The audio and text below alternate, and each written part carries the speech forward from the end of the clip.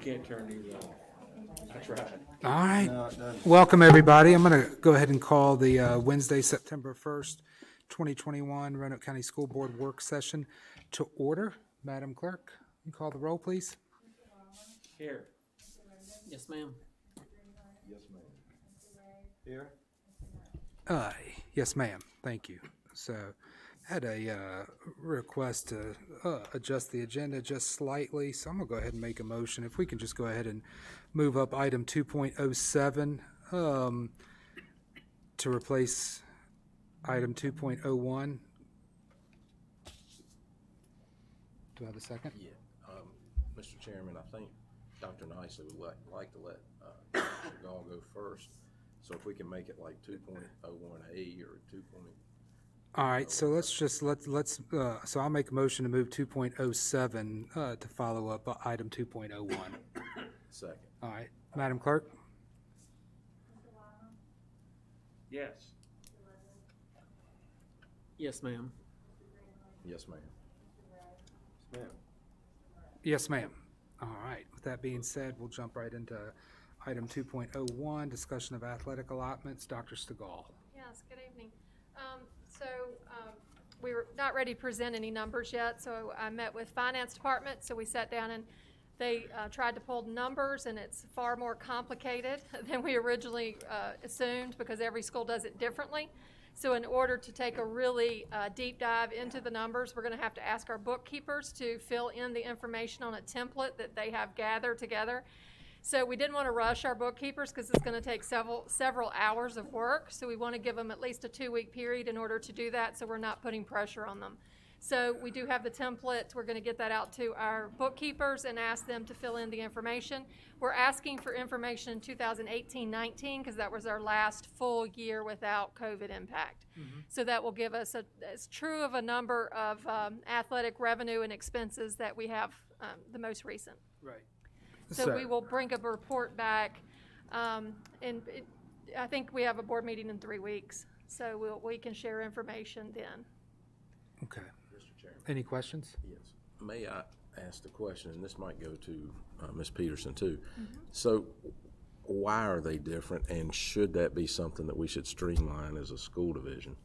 They are different because some of them are putting them by sport. Some have them in buckets of money, like, for example, You mean buses. the bookkeepers are doing it differently? Bookkeepers are okay. doing it differently. So there's no template for them to follow. Okay.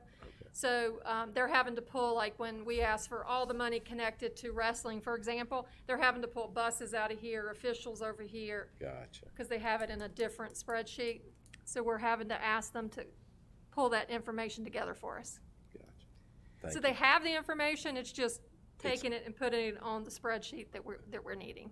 Yeah, I thought you meant the sports, the way they work, but you meant the bookkeeping. Yeah, it's actual the bookkeeping. I got you. Just for clarity, for the recap, we're doing this because Yes, we're doing this because we want to take a look at the revenue stream and how much they are profiting from sports, and are they able to pay for the necessary bills that they're paying out for athletics, because a lot of our teams are running in the hole. So it's very dependent upon the revenue stream.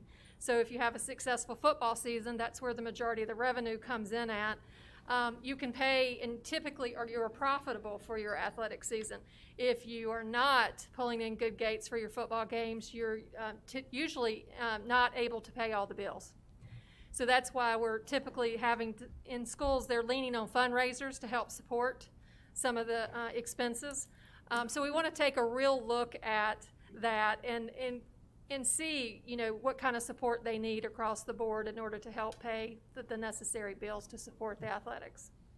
Right. And just for clarification, this kind of started a couple of weeks ago. I had made a request for this specific information from Hidden Valley, and I know our bookkeeper went through, and Dr. Stegall's right, it took her, I personally thanked her because I know she spent, probably 5 or 6 hours doing that, and that was sent to Dr. Stegall, which then led to a further discussion, hey, why don't we get this from every single high school? So, because I think that all feeds into, some questions we've had earlier about, number of coaches we have on teams. How does that compare to other systems in the valley? So, okay. Mr. Are Ray? we looking at all secondaries? Are we looking at middle school information We too? are, middle So and high. not just high school? That's right.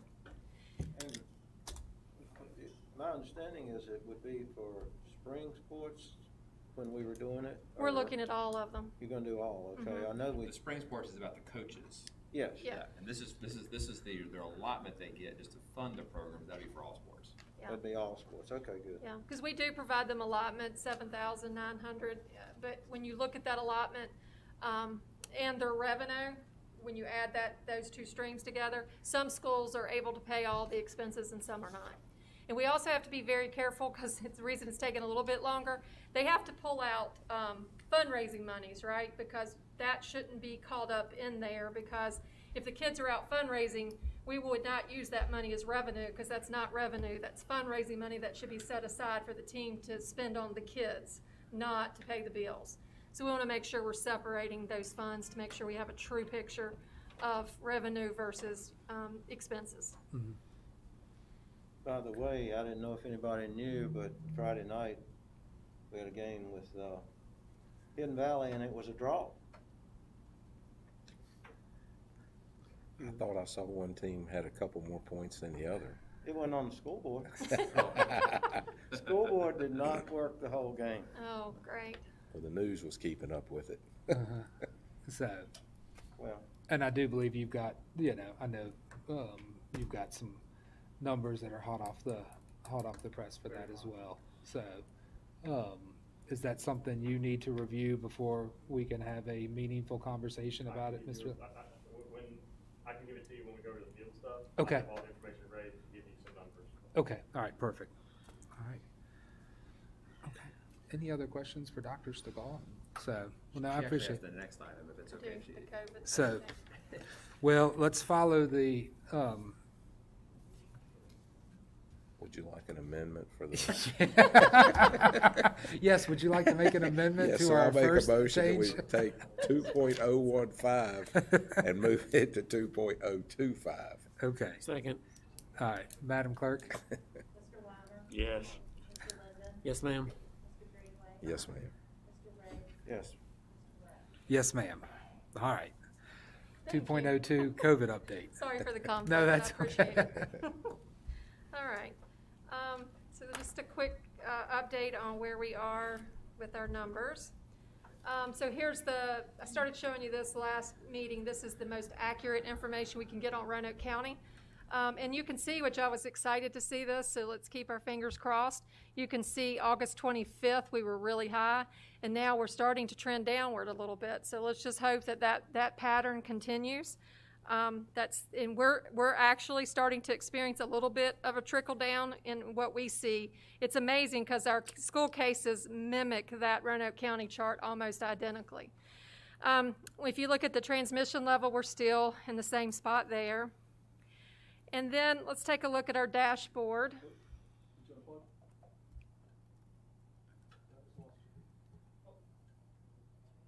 Here we go. And so we're still, in case anybody is wondering, the dashboard, the way this works is the nurses are all day long giving information to Charlene Vale. She passes that information over to me. We try to have it in by at least 4:30 or 5 each day. Then I compile a list and send it to Chuck Lineberger. Then he, in returns, puts it on the website. We do this every day to try to keep the numbers as accurate as we can. There are times when contact tracing has not been completed. So, for example, if there was a positive case that day and the nurses have not been able to complete the contact tracing, sometimes it does not hit the chart that day because it's not full information. So, but it will definitely hit the next day because we never contact trace more than, usually doesn't take us more than 2 days. So if anybody is saying there's a delay in the data, it's simply because they haven't done the contact tracing. So sometimes we get cases called in at 3 o'clock. Well, of course, we're not going to have time to do that contact tracing. So if people are talking about data not there, I can assure you that every case that's sent to us is here, and it is uploaded at least in 24-hour timeline. So again, remember when you look at this chart, up here are the dates. So you can move through the dates up here. So as you want to see different, and this is going This is where we are today. And if you, nope, that's going the wrong. All right, so you can see right here we have Bonsack and Cundiff. Of course, those were the schools that were causing us some troubles last week, and you can definitely see that trend there. And then the week before that, you can see Cundiff was spiking up there. So if we go in reverse from star to school, Cundiff numbers were high. Then you see Bonsack spike up. Cundiff is still high. And then this is where we're at today. Bonsack's come back down. Cundiff has come back down, but we're more spread across schools. So that's a look at. Can I make a comment? The number of cases, confirmed cases, by school is beginning to fluctuate down. That's good. It is good. But the number of students that are in quarantine or schools that close classes or close schools, those numbers, when you add those separately to the ones that you see here that were in school and count for quarantine, those numbers are still pretty steady. Yeah, they keep increasing. Steady or increasing because we're closing more classes. And a lot of it is, I think, just a lot of it's cases outside of the school where people have been exposed, so they're quarantining as well. And here's a look, if you scroll down to the next chart, it's a look at by date, the number of cases across the division. So that kind of mimics, if you think about that chart I showed you, the first one, this one mimics that chart almost to the T, because we spiked on the 25th and now we're starting to come back down a little bit. So Chuck, we've worked together to create 2 more charts, and we wanted to show you these before we put those up on the dashboard. Which one would you like first? It doesn't matter, either one. All right, so we'll start with in-school exposures. These are draft, these are not live. Okay, so what we're doing here, you can see up top, it's by date as well. So these are the exposures for students and staff by school. So if you want to take a look at, these are only the exposures that take place because we've had a positive case in our school and that person has exposed others around them. So you can see the numbers there as he goes through the different timeline. And then, and you can see, well, you can't see the yellow staff, but it's such small numbers that you can't even really see it registering on the chart. And then the other is the quarantine. Okay, so this one is, and we wanted to be real careful that, notice the red information on the bottom. We want to be real careful with this information because what this is the number of quarantines that Mr. Weimer was talking about. These are the total number of quarantines for students and staff, students in purple, staff in yellow, by date. And you can see clearly that's trending up as we talked about.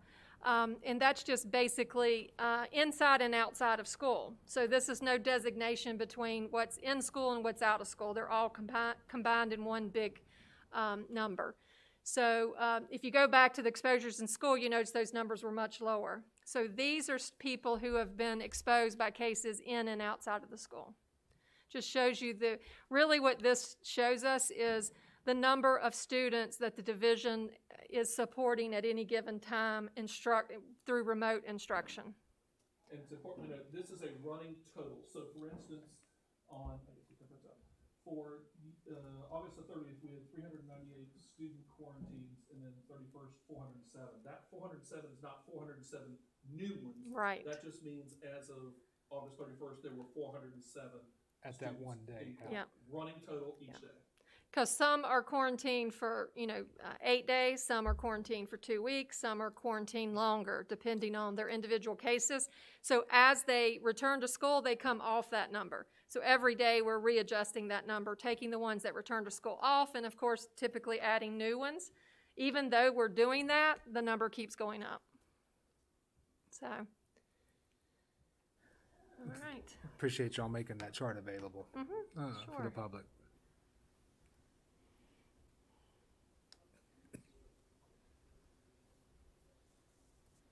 All right, this chart here, so this is our closure list.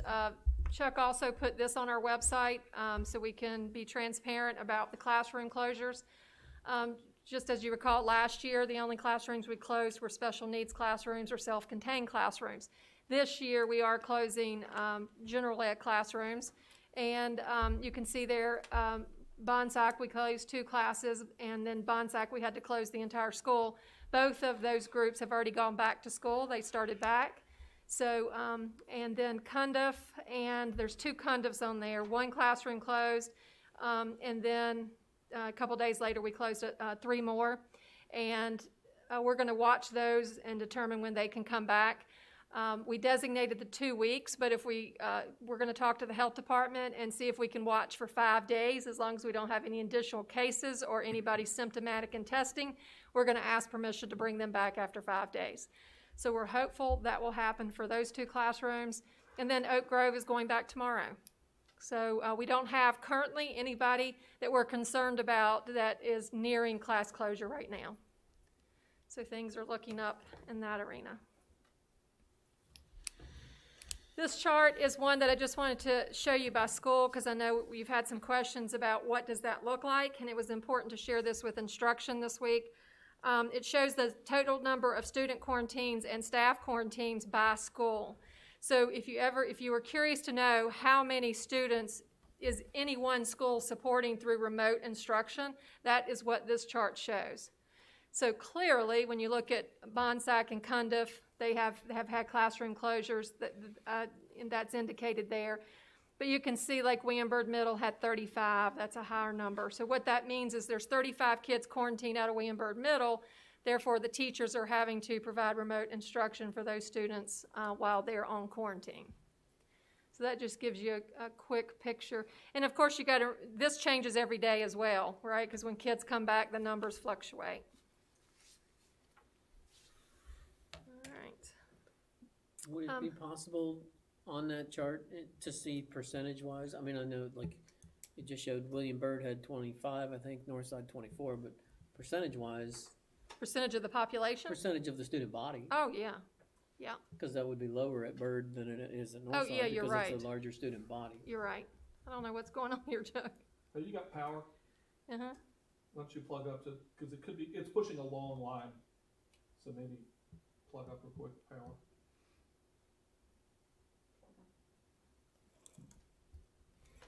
Here. Like a power cord? Yeah, power cord. Yeah, You got it? that may be what it's trying Oh, to that do. one's not mine. Do you have a round or Like a cell phone looking one. Hang on a second, I'm gonna go pull it up. While we're doing this. I've got one on this. While they're doing Okay. that, I understand your question, Dave. Oh, sorry, Mr. Linden. But I think the bottom line, the chart that I think is probably most important to me is the number of students that we're having to serve outside the classroom. And it may be a small percentage, but it's more cumbersome in terms of instruction, and the more you have there, the more teachers that are affected, the more students that are affected. That's really the chart that I think drives my Hey, Rhonda, thinking. I'll take over. Okay. I got it now. I'll take over. That makes sense. Yeah. And Dr. Skull, the teachers that we have quarantined, the ones that I know we're providing sick leave if need be, but is that our go-to when we have to quarantine a teacher, even though they may not be sick? Are they still teach? I mean, do they have the option to teach from home if possible? I mean, okay. So the quarantine teachers, we're at 44 right now, and that number adjusts every day when somebody comes back. But yes, as long as they're not too sick to teach, they teach from home. If they're too sick to teach, then we do a variety of things. We either put a substitute, but typically we'll move a classroom teacher in that knows how to do the WebEx and let them do the remote class because they have that skill, and bring a substitute in to the in-person class because it works better that way. And then someone else in the building can help with that substitute in the building. So that we've done a variety of things to help replace those teachers as needed. Do we have staff available that We would be do. able to come in and monitor the class, be with the class? So Bonsack had, they were 12 teachers out in one day and they were struggling, but they were able to get it covered. And so that's the reason we started the conversation about potentially closing that building, because we were getting into a point where we didn't have staff to run the building. So the closure helped to get everybody back, and they came back from quarantine, so now there's no problem there with staff. But sometimes it just takes a break to get everybody through the quarantine cycle and back into the building. And so that's what happened there. But these incidents occur, are we ready for that?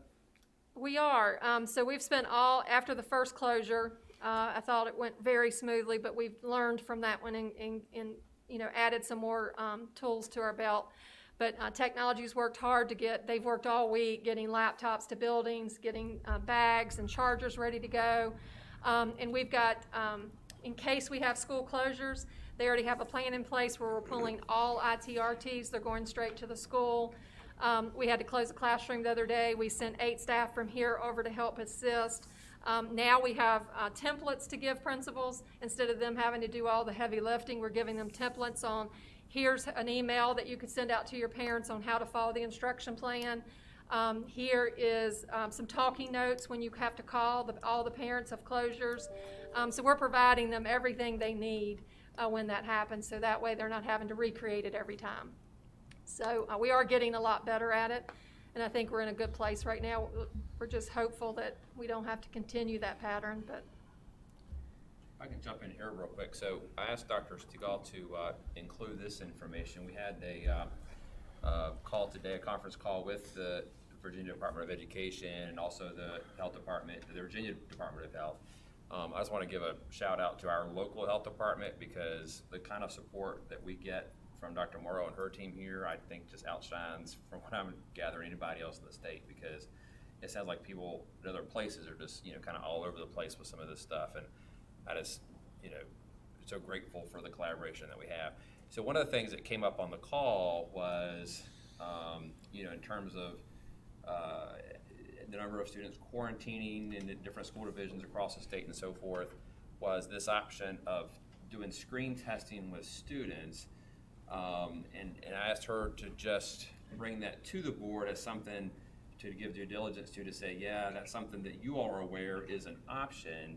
From a practical standpoint, we just don't feel like that this is where we are in terms of something we want to do here. But just so that you're fully informed in terms of some of the things that the state is talking about, I asked her just to include this information, so I'll let her go over it. So screen testing is an option that it would be free testing, and it would be an outside organization that would come in and assist us with this. And so basically what that is, it's a screen test where you can randomly select people, or you can select an athletic team, you can select a grade level, you can select however you want to. And you check those individuals. They could be asymptomatic and actually have COVID. And so you're trying to catch those before they are transmitting.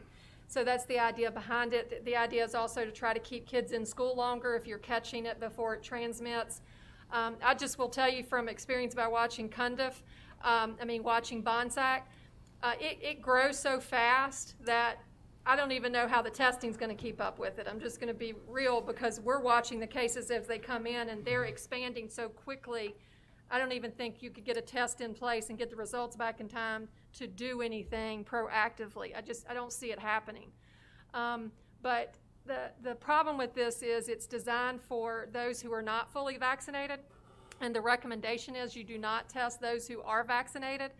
So then you've got 2 options there. So if you do it randomly, you're going to capture kids who are vaccinated. So the question then becomes, do you randomly test all of those? You have to have parent permission.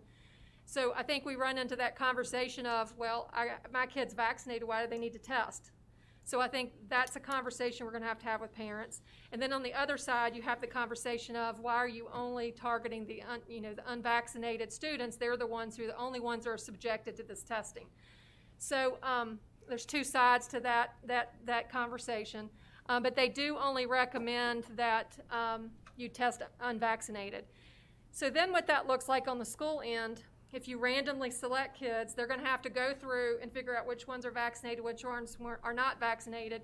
They're gonna have to contact parents and get parent permission. Then you're gonna have to do the pool testing. You send it off, you get results, it comes back. Then you're gonna have to find out who those kids are if one was positive, because you don't put their names on it. So then you have to send them all to PCR testing to determine which one of the bunch was positive. So this testing does not tell you who's positive. It tells you someone in that group that you tested is positive. Then you've got to send the whole group to go get PCR testing before you determine. And I'm just going to tell you that PCR testing is now 2 to 3 days out, and people are having trouble finding places to test. They're also not wanting to test asymptomatic children. So we're having trouble when our nurses say, go get your PCR test. You can return on day 7 or day 8 if you have a negative test. They're having trouble getting that testing done. So I think that the idea behind this, I get it, but I'm just going to be real honest. We can't handle this. We're barely hanging on as we are. We can't handle one more thing. Our nurses can't do it. I'm not sure who would do this if we did it. Maybe it would help us identify some cases, but I think when you're having outbreaks in schools, it's coming quicker than you can even begin to stop it. So I really do think probably that in those situations like Bonsack, the best thing we could do is shut down, let it run its course, bring everybody back. So unfortunately, that might be the answer, and I'm not, this is an option, so we just wanted to make sure you're aware that this is an option. We're just not sure we can pull that off right now. Well, and related to that point, the real thing that's going to hit here in a couple weeks is when they say that kids K to 5 can get vaccinated, yeah.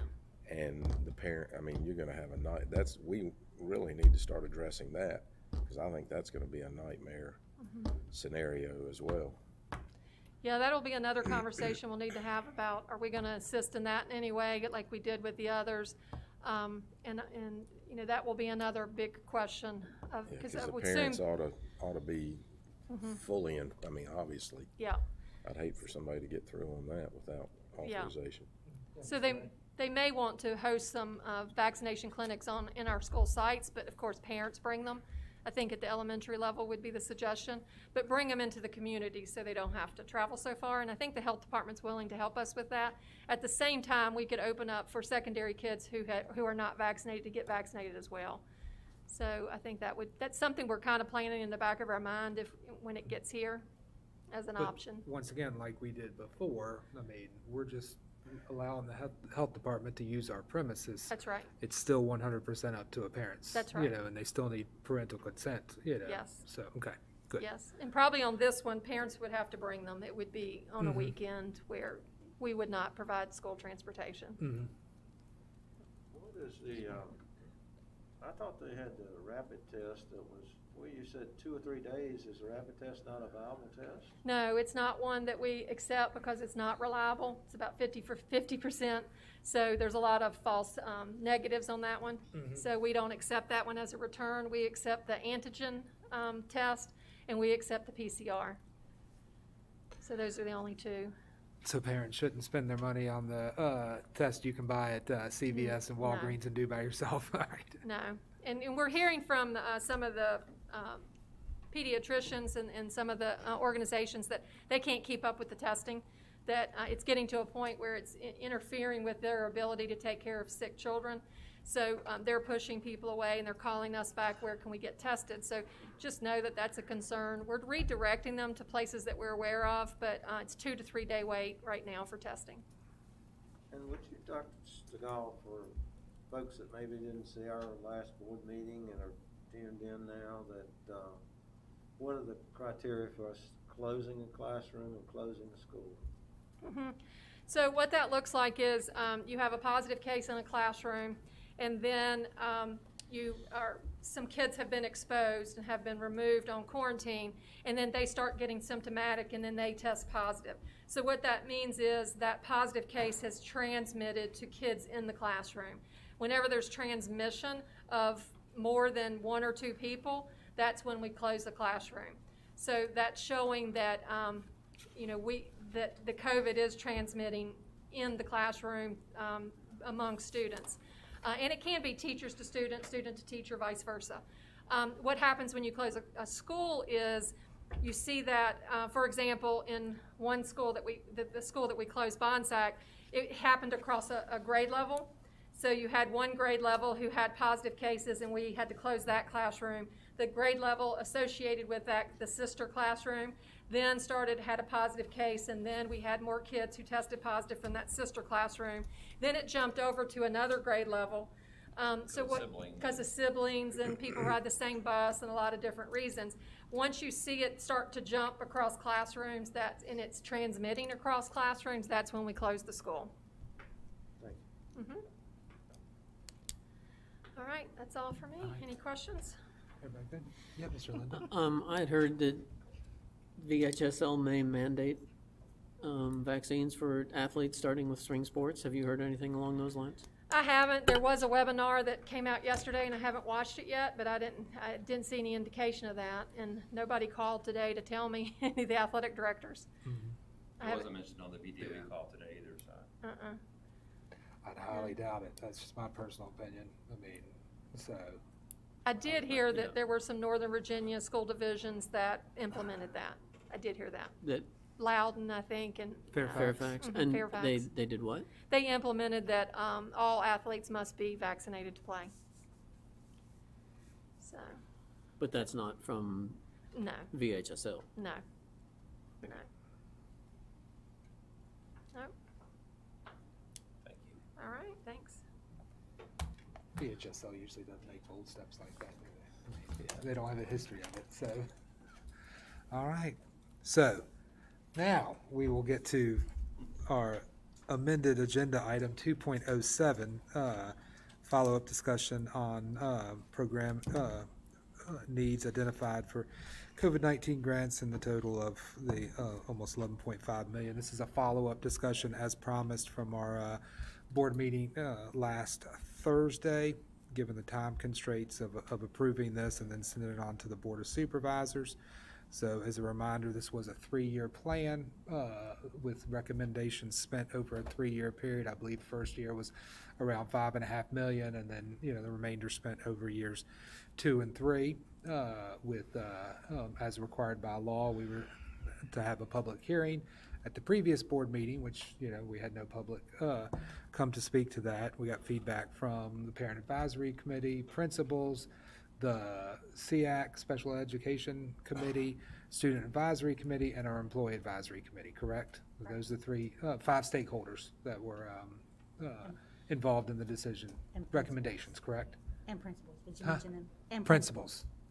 And what? And principals. Yes, and principals. So this is just a follow-up discussion now that the board has, had a lot more time to absorb some of this information and getting some additional feedback. So, yes, Mr. Weimer. Before Ms. Peterson begins, I've been involved in several grant proposals for funding from the state and the federals. I've never seen a grant that required as much input as this one. I think that the school division has gone well out of their way to make sure that every possible group that would be impacted would have the opportunity to share thoughts. And the presentation that you gave at the meeting the other evening, I thought captured a lot of that input. And as you were going through the funding thing too, I think you've been able to translate those meetings, individual group meetings, into the other report. And I look forward to the comments that you're going to have today to further explain that. But as I went back and looked at it, I took pretty copious notes when you were speaking about the groups and when the groups were speaking. And a lot of it is almost verbatim in the expenditure side. So I look forward to your discussion and hope that if any of us have questions, that you'll have answers for us. And to that, the 5 of us have a fiduciary responsibility to our taxpayers, to the citizens of Roanoke County to know what's in this and to be able to approve it and to spend it and to make amendments. I agree, concur that And we appreciate, the level of detail that's in it, but I think we probably ought to know what we're voting on when we vote on it. So, and we've had that discussion, so. Yeah. And I don't think Mrs. Peterson was planning on redoing the presentation again. I think she was here more along to answer any specific questions we have on line items. I will say, I'll just kind of start out. I know there's been a lot of heartburn around the stipend for special education teachers. I'm sure we've all gotten emails on it. Is that a fair assessment? And I think whenever it's a fine line when and I know we have a need there, but it is a fine line when we, are, I hate to say singling out one group of employees, that there could be some ill feelings among another group of employees. And, I think we could all agree that every employee has busted their tails over the last 12 months. And, it'd be my hope that, and I certainly don't want to speak for other board members, but I'd love to be able to provide something for all of our employees, if there's a way to make it work, but still fill some of these positions, that we are stressed for. So. I can speak to that, Mr. Chairman, just briefly. So, I appreciate the comments. One of the things that, or one of the least things we want to do, the last things we want to do certainly is, have any of our teachers or other employees, feel like that, one group is getting something out of appreciation and not others, because you're absolutely right. All of our staff members in all of our positions have just, especially over the last 18 months, just worked so hard, and certainly appreciate everything that everybody has done. So I think one of the things we'd like to do is just clarify what the purpose of including something like this idea in it. And this is a funding source. This is something that the board will need to just kind of ponder and discuss further in terms of what we want to actually do with this. But I think that some explanation would be helpful. And then to the extent that we want to look at something that is truly about appreciation, I would echo that and say that this is something I think we could probably go back and study further over the 3-year life of the grant to see, maybe in year 3, some of these things that are listed, we might determine aren't needed as much, and so therefore we could redirect some of those year 3 funds to doing something and to express appreciation for all the hard work of all of our teachers. So definitely, I've advocated personally with our state legislators, with the Superintendent's Association, VAS, to say something in Virginia has to be done at some point, because Virginia continues to be in the top 15 states in the country in terms of ability to pay, yet ranks continuously in the bottom 15 of all states in terms of average pay for our public school teachers, and that needs to change, and that would require some major effort, on the part of the state. So something does need to be done very differently for all of our public school teachers. So if we can, as part of that discussion, go back and study further. This grant is amendable, as we said last week, and so what we'd like to do is study it further and look at some of those year 3 spending pieces and say, is there a way to redirect some of those kind of things? Don't have that answer today, and when you talk about 1,200 some plus teachers, we're not talking about a large amount to be able to do that in terms of what could be done. But we definitely want to study it and bring that back, for some discussion. But I do want to come back and just briefly explain further why, the proposal was there for discussion, for some kind of stipend for our special education teacher positions, because there's certainly probably some misunderstanding around that. There's no way any of us are going to sit here and say, one group works harder than another, or is more deserving, or has a heavier burden, and so forth. Everybody works really, really hard. So the idea of doing this has nothing to do with that.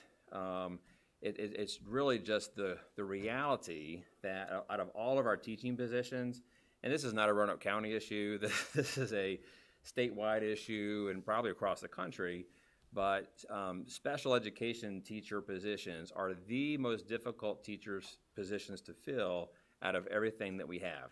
And we're of course mandated by federal law to have special education positions. There are limits in terms of the number of students can be on a teacher's caseload, which dictates how many, positions that you have. And here in Roanoke County, we've traditionally gone even beyond that in terms of what's needed. But where we're finding ourselves in a situation that the number of just people out there who want to dedicate themselves and go into special education teaching, that pool of people is just smaller and smaller and smaller. Again, this is not an issue just here.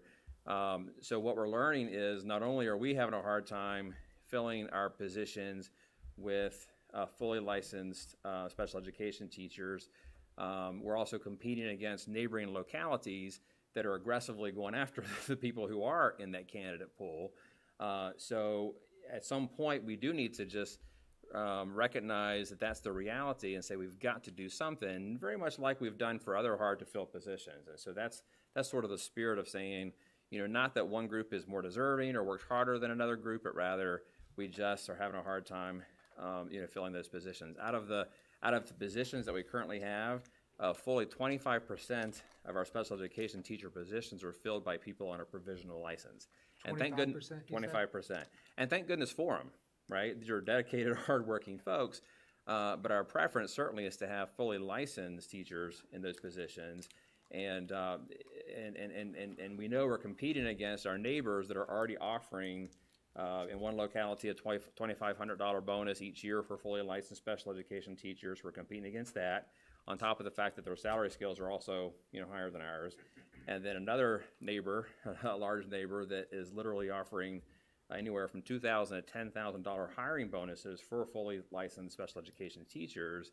And that's starting to impact us because we literally have teachers that work for us who want to get out of their contract and say, look, I want to go take advantage of, up to a $10,000 hiring bonus. And you understand that, right? So we're not, letting those folks out of their contract with us, but, especially going into next year, we can really see this being a continuing challenge. So that's why we brought this forward in terms of something for discussion. Again, nothing we have to decide today, but that's why that's there. So I hope that explanation is clear in terms of why we would do that. But in addition to that, if we can go back and study the grants further and opportunities to carve out some funds to look at doing something as an appreciation bonus for all teachers, and certainly that's something we could do. Dr. Nicely, when you talk about the provisional special ed, maybe for the good of the group, for my educational purposes, when we hire someone with a provisional special ed license, how long does that provisional license last? And then what are the steps that particular teacher needs to take to get their full, I'm sure they'd have to take the praxis but I mean, so what are the steps? What do we do to help? Do we pay for, do they have to go back, and get a separate degree? Is it a matter of just taking a few classes? Is that something we pay? I'm throwing a lot of information at you, but is that something we pay for? How many of the teachers that we, special ed teachers that we give a provisional license end up actually getting the permanent license and staying with us? Yeah, those are great questions. So I'll get the conversation started, but then I'll have to rely on my experts to fill in the rest. So in order to be provisionally licensed, there's, of course, a whole series of college courses that anybody who wants a full license has to take, right? To get the provisional license, there's either one or two classes they have to start with. They can correct me in terms of the exact number, and that'll get the ball rolling. But then, yes, to your point, they have to finish that out, and we closely monitor their progress toward doing that. So, Dr. McClung, you can... To qualify for a provisional, you have to have one class, which does not, certainly not the equivalent of the amount of knowledge base that they need to have. You have 3 to 5 years, depending on your evaluation, to obtain your certification, and yes, they do have to pay for classes. We do offer tuition assistance, and several of our colleges and universities around the area will offer assistance as well. The problem is a lot of people who don't find jobs will take one class so they can qualify for a provisional, but they don't have any intention of staying in the field, so they leave. Or they come on board, they might find a coaching job but need a teaching job, so they obtain a provisional because we have openings. And certainly in special education, it's a wonderful field, but it's also very complicated. It's the only area that's litigious. And so there's a lot of stress in the position. So provisionals are great, but oftentimes it's a stepping stone to get into a gen ed position. So from a, once they come on board, we help them get their provisional, they're enrolled in a, whatever, is it the same class? They have about 30 hours of coursework they need to take. Okay, over so, that. so they do not, they're taking coursework to get their certificate, not a particular degree. I mean, I guess they could get, choose to go down the degree They'll path, get a right? license in Virginia as a Right. special ed teacher Right. after they complete the coursework. Right. So where are our teachers that on the provisional, is there a, one or two, where's the common higher institution that they're relying on? Is it mostly done online? or They can do online wherever, or they Okay. can, we have great programs at Roanoke, Collins, Radford. Uh-huh. They can participate in any of those programs as well. We do follow up and ensure that they're taking classes, because if you have a provisional, you've got that 3 years to get it. So after taking your first year, if you really don't have a desire to be a special ed teacher, you don't necessarily have to take any classes, but at the end of the 3 years, you've got to find another job or you can't come back. Do you think we would have more stick around if we pay, if this is truly a position that is, hard to find and hard to keep, would it behoove us to consider paying the tuition for, or does that get us into a similar situation where we're favoring one group over the other? I'm thinking out loud here. I mean, Absolutely, those are things that could be considered, other strategies, right, for helping to meet the need. So currently, we do offer tuition assistance, as you know, for any teacher. That's based on a per credit hour piece, but you're right, and we don't pay for anybody's tuition No. fully. No, that would be correct. That is something that could be considered. We've also we've gone to every school at the start of the year, the HR department, Lori Wimbush and myself, and talked to every instructional assistant to say, if you have a desire to go back into teaching, if you'll let us know, we'll connect you with colleges. We've met with colleges to try to encourage our folks to go into the field. And I believe the DOE recently sent out the top 10 hard-to-fill positions, and if I'm not mistaken, special education was number 1. Yeah, and again, not to keep, blaming the state for these things, although I will. There was actually a study done, a JLARC study, which is, I through saw you legislative mention that. branch, who, studied this problem across Virginia just a couple years ago. And this was among the recommendations, was that the state look at, alternative possible pay structures for special ed teachers. And to my knowledge, that's as far as it's gotten. So, but that it's not an idea that, just kind of has bubbled up here locally, even though, like I say, our surrounding districts are already headed that direction. And Beth Harmon's looked at a lot of creative options as well. Some of our neighbors in Region 6 and 7 will pay the special ed teachers, say, 3 levels above on the pay scale in order to keep them as a special ed teacher. So if they choose to go into general ed, they would go back down to the regular pay scale. So we've looked at all sorts of creative options, but we're really still struggling. What county's giving that bonus stipend? Are they requiring so many years? Nope. $10,000 first year. And $2,500 every year. Where'd they get all this money? They've had to make it a priority because it's so difficult to find the teachers. Well, but some of the localities, in all fairness, do get more grant money than we do, too. Yes. So, What percentage of our special ed teachers use those positions as stepping stones? I couldn't give you the exact number, but often. More than we can gather, 50? that'd be I can interesting get to that. know. Yeah, we'll bring that back to you as we continue the discussion, because that would be interesting to know. How many general ed teachers, after a few years say, hey, I want to go into We can answer special that ed? one. You know what's funny is I know one, Really? Chris Cole. Yeah, I do know one, but it's God not bless very him. often. Oh, yeah, absolutely. It's not very I often. know one who went into general ed and then came back to special ed. Uh-huh. But I've been in this field for 30 years. And maybe help me understand too, because we may all have gotten similar emails, but, we are getting some emails from some general ed teachers saying, hey, I have co-taught classes where, I'm doing a lot of, work with special ed kids. I'm sitting in on IEP meetings. I'm doing, I'm sure that's going to be a burden on more teachers, some teachers rather than others, depending on the level of classes, that you're teaching, or, are you Mr. teaching? Chairman, to that point, I think this would be a good time to champion what Dr. Nicely, I'm hoping, is gonna come back with some type of amendment to give some type of stipend, because when you get this kind of money, we all recognize and we know that our teachers are the heroes and the rock stars of what's going on. So, and singling, I know why we're saying we have to. We need these Kind of the way we positions did for filled. bus So, drivers, where we you're did, right, the bus driver, we had to have them. These are have to haves. So, it's not as Dr. Nicely said real well, it's not leaving out. It's trying to attract for a group that we can't seem to attain. But I do think, we're talking about 3-year money out here that I'm hoping we can identify, and they're going to do some studying to give a stipend to all teachers from some of this money. So we have the ability to mend this, and I think this is an opportunity to do that and recognize those teachers. Mr. Weimer? Thank you, Mr. Perez.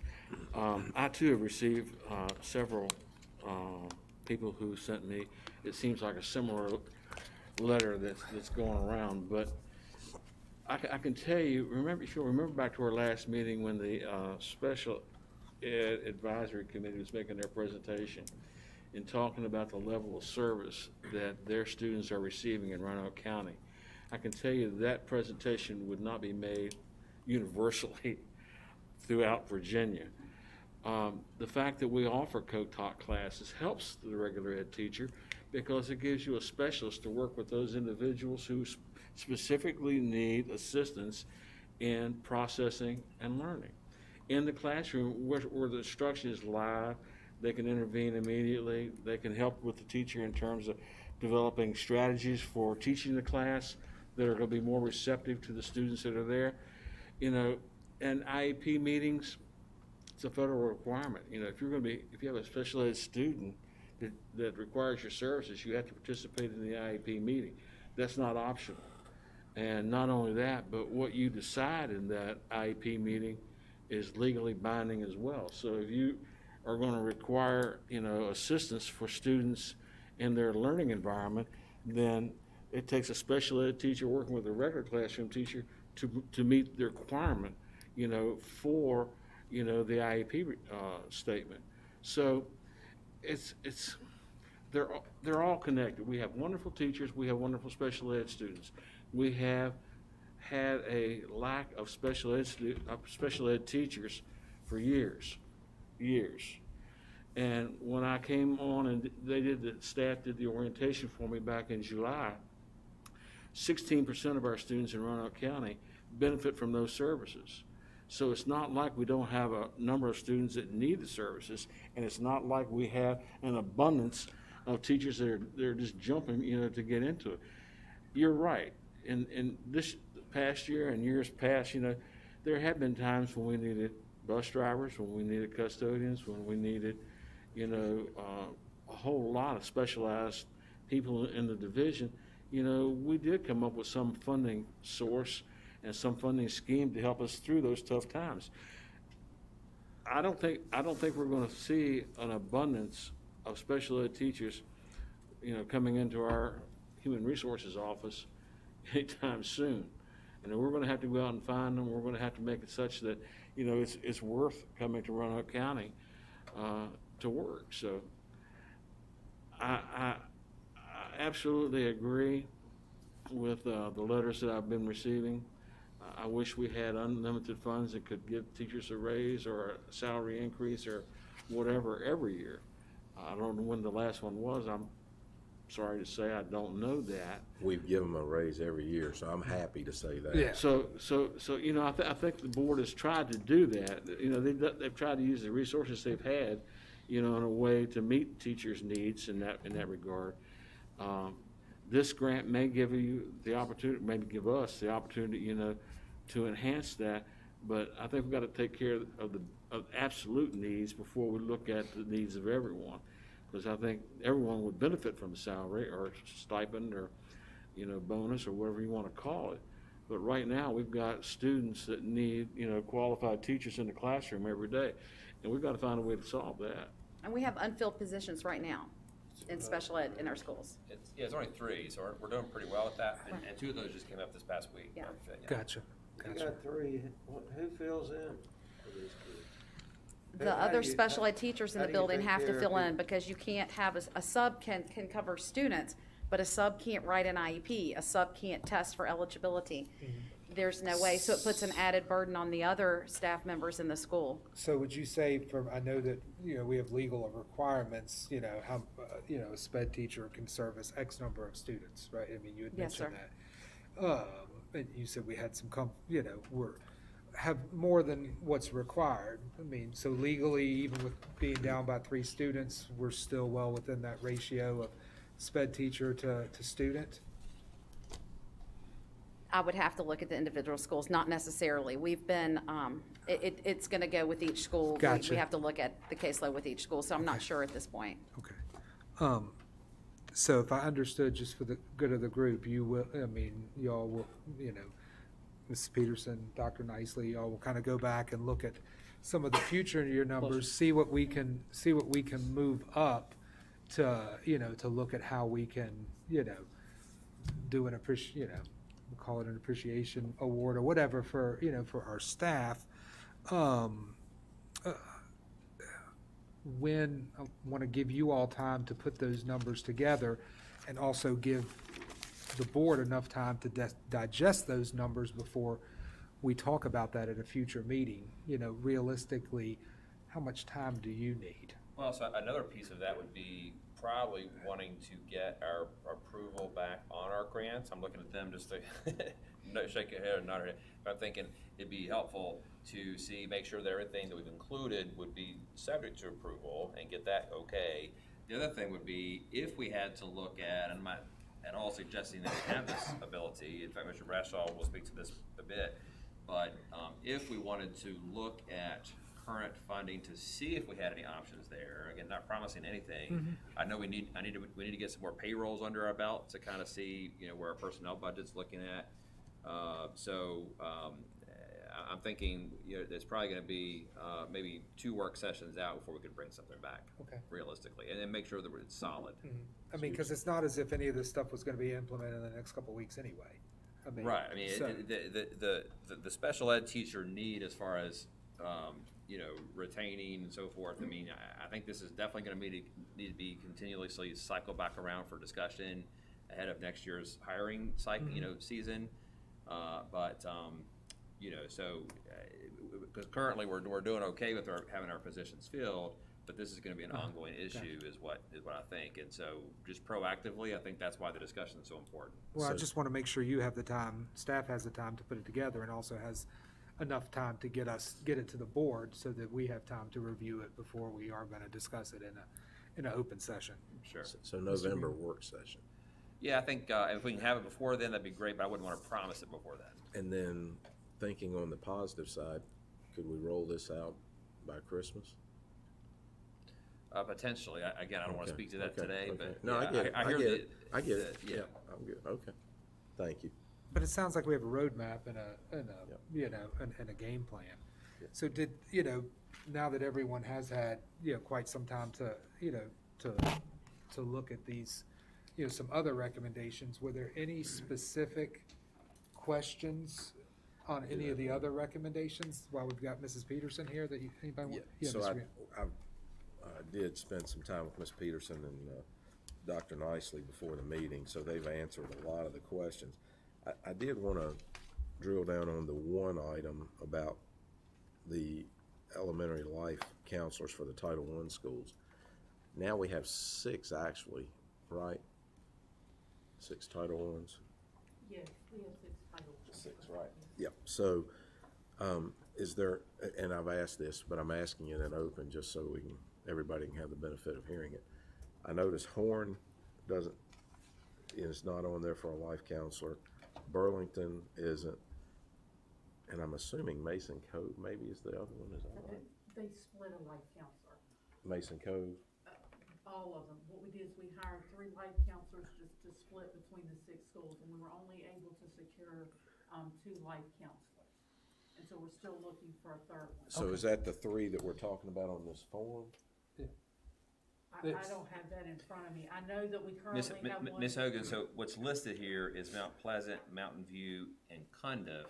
The question is, and I thought this was gonna be the case, that really we're looking at sharing those also with Burlington and Horn and possibly Mount Mason's Cove? Yes, and we already have one at, that we share, with Burlington, Cundiff, Horn, and, Mountain View. They have a life counselor that they're sharing. Right now, Mount Pleasant and Mason's Cove, we're still looking for one to share. So we've hired 2 of the 3. We've got 2 hired. You've hired 2 out of these 3, or we're looking to bring it up That's to a what I total of can't 6? figure out. Are we looking to bring it up to a Correct. total of 6? We've hired 2 of these 3. Okay. So we've already started on this plan. On that one, Correct. When did we hire those? for this school year, I believe. Okay, so so that was something that's already in place. We just, hey, we've got this extra money. Right. We're gonna designate, some of this grant money to pay for the life counselors, so But we're just pulling it from. But they are servicing Burlington and Horn, to your point. So all 6 of them will get serviced Yes, from sir. these life Gotcha. counselors. Okay. So we'll have 3 life counselors servicing three life counselors servicing 6 elementary schools in addition to the guidance counselors that are already out That's the school, correct. even though I know that, they're focusing on different things. Yes, sir. Okay. All right. Good question. All right, and one item to note, I think we all see this and probably know this, but the 1 daily substitute position, so we're looking at 26 schools with a substitute to service each school, so they have that kind of as all the grades, I guess, at each school. Yeah, so it's a matter of having that sub position available, to have that, and I say position versus person, because it could be that, like at a given school, maybe the principal has 2 go-to subs who want to share that position, so they always have somebody available to step in, because each school, needs subs on a daily basis.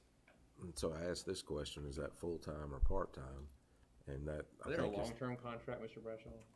What they would be on is if they would be full-time if it was one person servicing the school, but if it was split up between possibly 2 or 3, then it would be on the long-term sub rate. Just depending on what works for the school. okay.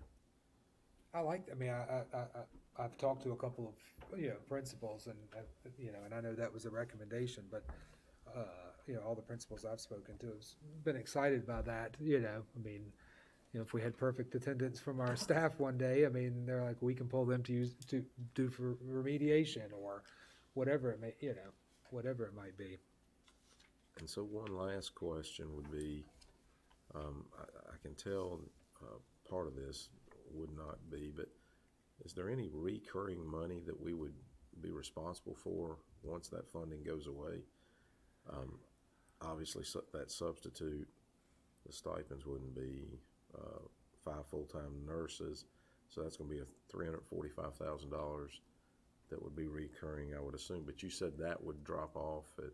All the positions were hired with the understanding that they're temporary. Is that right, Mr. Bradshaw? That's correct. Okay, gotcha. Let's see, virtual. Okay. But things could change in 3 years. So, 3 elementary life counselor. Okay. but hopefully we won't need 5, hopefully we won't need 5 additional nurses in 5 years. I Or think 3 that's- years. So, Thank you. yes, Mr. Ryan. Mr. Bradshaw, isn't that pretty typical, though, that when we hire people with grant money, that it is for the duration of the grant? Yes, sir, that's correct. Unless the board decides to add it as a full-time position and it goes into a regular budget. That's correct. So that's not different from what we do That's our normal anyway. practice, yes. So we just- Okay. All right. Thank Good you. discussion. No, thank you. No, this was very, very helpful and, going forward. I know we had time constraints when it came to, having approval for the, for this grant, but, it certainly is helpful, now that we've all had this information for almost a week now, to be able to drill down, and appreciate y'all being available to answer questions. All right. Now we'll move on to item 2.03, instructional assistant pay/coaching positions. Mr. Bradshaw.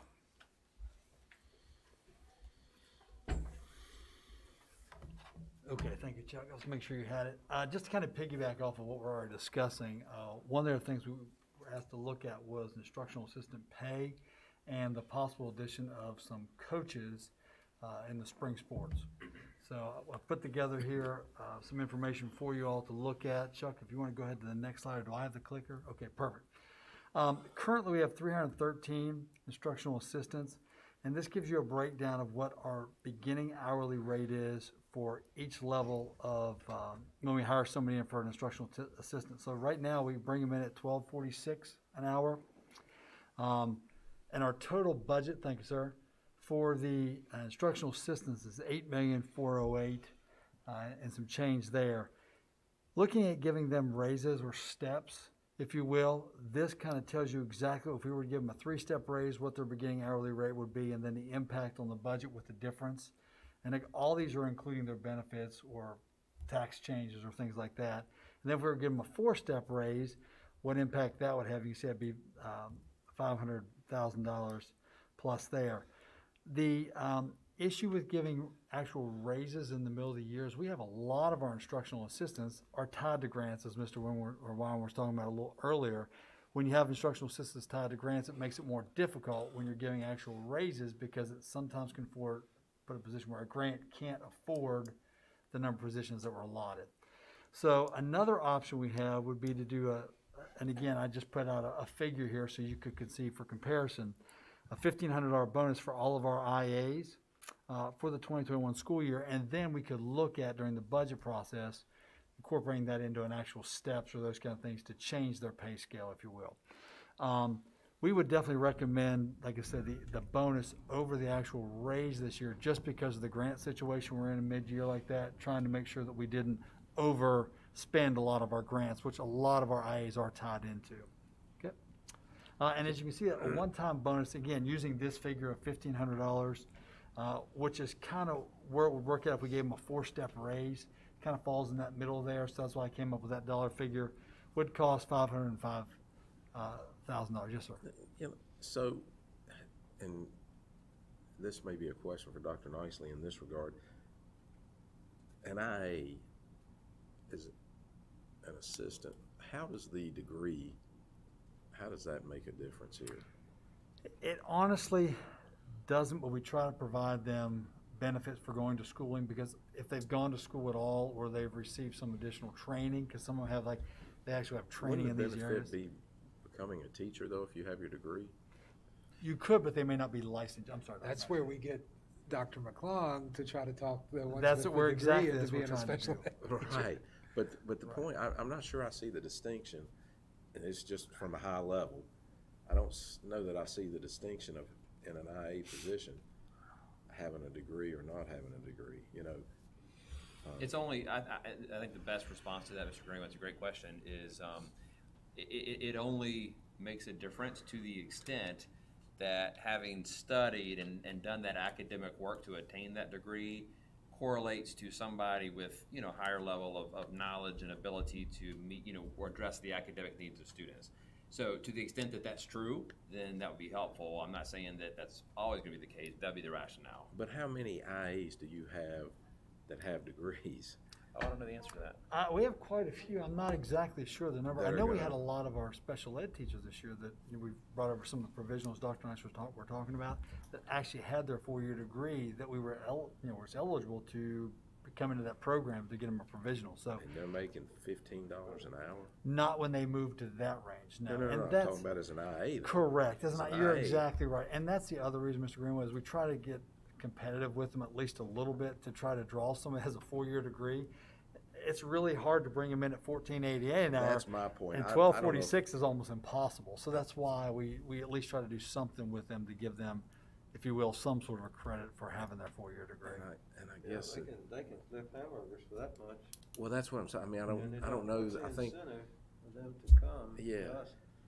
And is it are they in their educational degrees, most of them, or are they I'm just not gonna have a say degree? most- They don't have to. but- Not, but a lot of them are. A lot of them may be trying to become teachers, and so this is a good path if you want to become a teacher, because it gets them to school, it lets them see how we work in Roanoke County, and enables them to be in a classroom and work with students and build those skills that you don't necessarily get flipping a hamburger. So a lot of them are trying to become teachers, and we do get them that route.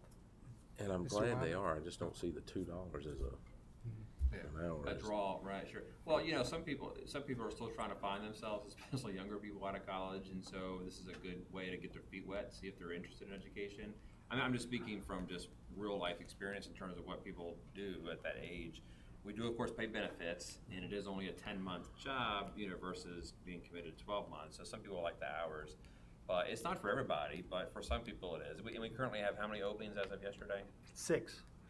So out of 313, we have 6 openings, which is 6 more than we'd like to have, but, it's, Mr. And Wyman? so we're asking for 15, I'm sorry. That's okay. So we're asking for 15, and what I would suggest, Mr. Greenway, in light of our earlier discussion about studying the whole big picture, right? is, let's use that today as my suggestion. Let's use that today for illustration purposes, to show that, but I would recommend that we incorporate that idea, if we wanted to go down that route, into the other discussion that we would come back to the table with. Okay, And I actually have some of that kind of just discussion planning on the next slide. okay.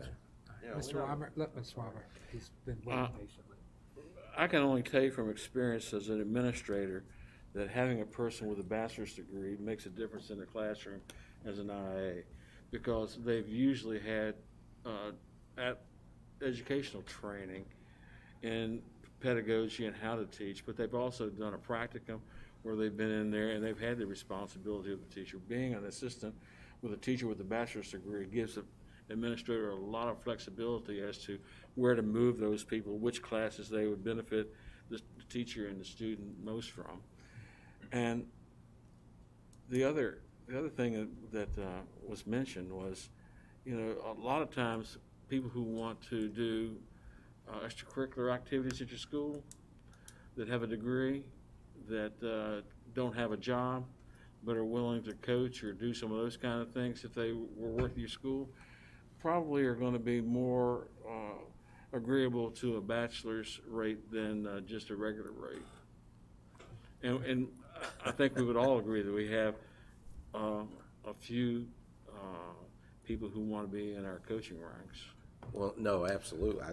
I'm not sure if you've got a master's degree that $2 an hour to the 15 is gonna move the needle. I understand in the classroom. None of the that's salaries awesome. there are going to make you rich. Right, Okay. right. So, Well, that's my it's- point. it's a We matter need of- to kind of bring them together, I guess. It's a at that matter of level. what we've talked about the whole work session, and that is if you don't have people, but you have needs, you've got to find some way, to incentivize some of those. And I think that, that's what this whole thing's about.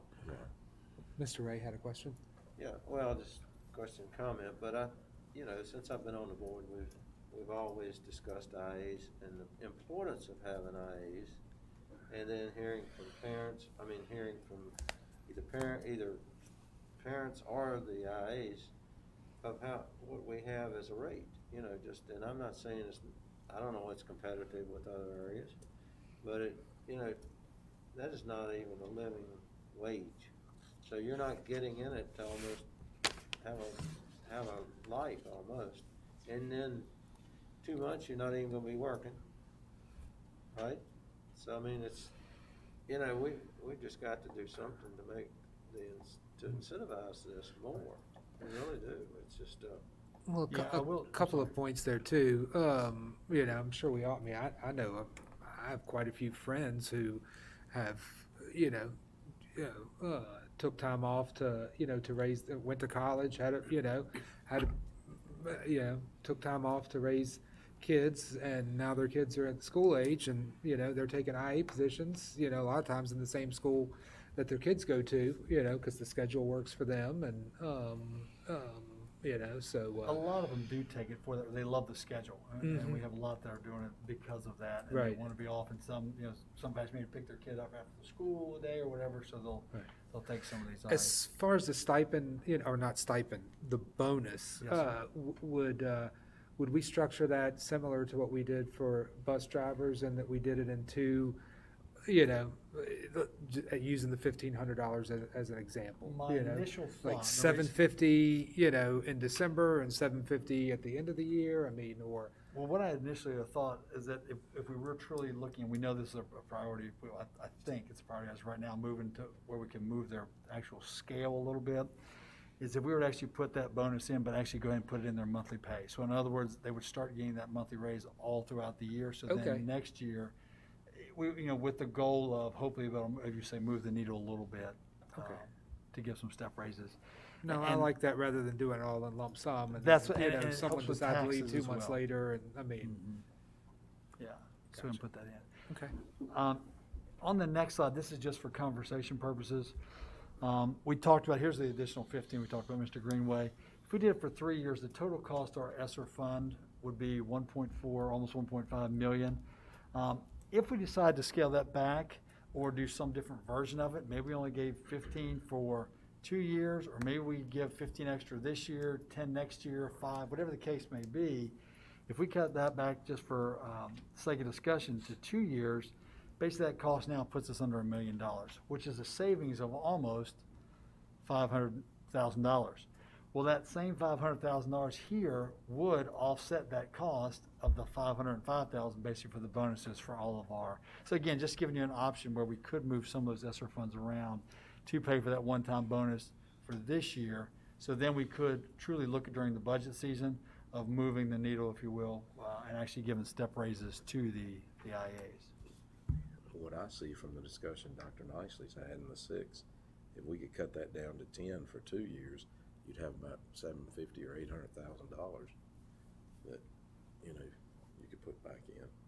And these are positions that have not, obviously, for those, we've hired yet. So I think we've got some flexibility there. So I think we wrap that into the earlier discussion about, can we do something for teachers? So again, for discussion purposes today, but I think we can come back with a holistic recommendation or options to present.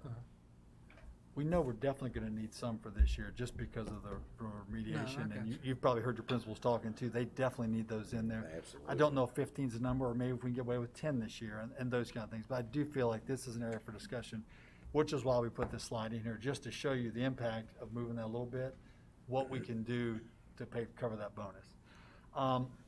On the next slide, we've kind of talked about a lot of this already, but a couple of recommendations we're looking to do is speech pathologists, if you know, have been a conversation with us for a while. Basically keeping their current salary, but moving them back to a 200-day contract. We discussed earlier adjusting the substitute nurse rate to 180 a day instead of 100. I actually already implemented that this week, started with that to try to do that out of my budget, and it really has made a difference with Charlene Vale to help get nurses. We kept hearing it a lot. They just weren't willing to leave Korean for the day or not go to Korean for the day or whatever for the 100. But for the 180, we've been able to pull a lot more. In 1 week alone, we're seeing a big difference. Adding the additional floating nurses, I've already contacted a number, so has Charlene Vale, and I've already gotten one that I know that we can get in for sure, and I believe I've got 2 more that are going to commit to us. Again, just trying to help our nurses, because that was a very obvious point that we made, I think, Thursday night when you all were discussing that we definitely had to do something with that right now, not wait until, I think somebody brought up, I can't remember which one, but mentioned we can't wait till October to do this because our nurses need it right now. So just so you know, we're working on that and have been all week. And even the end of last week. And then this was just a discussion we talked about earlier, so I'm not going to rehash it now about the stipend. Yes, sir. I know, Dr. McClung, could you speak to the first item, because this is budget neutral, but can you speak to what the rationale is for that? Yes, and I think you all have heard from our speech therapists in the past as well. When Beth Harmon has looked at salaries, and our speech folks, when they've looked at salaries with all of our other localities that are in our neighboring divisions, our salaries are on the bottom half, and our SLPs work 10 additional days than all of the other localities. So not only do we get paid less than most of the others, they're working 10 additional days. And right now, we literally cannot find speech people. They can work in the private sector and have 8 students on a caseload, where here they can have 50 and 60.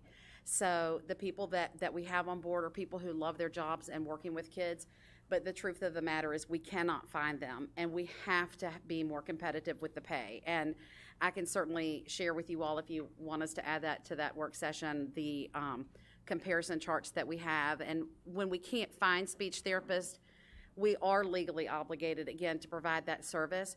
So we're forced to try to contract out. There are a couple agencies in the Roanoke Valley that we've had to use, and the price that we pay is double what we pay by having our own speech therapist. Plus, they're people who are on board here in our division. So they are so needed, and we've got to do something to help them out. So this doesn't require any extra pay, but it does put us more in line. It will still mean our pay is at the bottom half of the other 12 to 15 schools around us, but at least they're not working more for less. And so this is part of a long-term plan to get them up to par. Gotcha. Does that save you some money? It's not gonna save us any money, but You go it's gonna from say, 210 to say again, We're paying them the today. same. they'll be paid the same. Oh, you're gonna pay them? Correct. We'll pay them the same, Gotcha. but they'll be in line with a 200-day contract like our teachers, instead of having to work 210 for less pay than most of our surrounding localities. And I think the point she made is if we don't do it, we don't have what we need, it's gonna cost us a whole lot more in the private sector than what we're able It- to provide. It has for It is. years, for years, and the private sector can't always assist us. Right. And They don't have the certainly not- flexibility And we that you appreciate need. what they do, but they're not as Absolutely. dedicated as our teachers. I mean, that's who we need in there with them, so. All right, thank you. Okay, this slide's a little small, I tried to make it big, but this was a spreadsheet that a lot of you have already seen, I believe, about the comparison of coaches. And these were the sports that I was asked to check on. You can see right now with softball and baseball, actually with all the sports, softball and baseball, soccer and track, we definitely are running lower as far as the number of assistant coaches. Now, what this chart is representing is I'll use ours for an example. For softball, we have 1 head coach, and then the additional numbers is 1 assistant.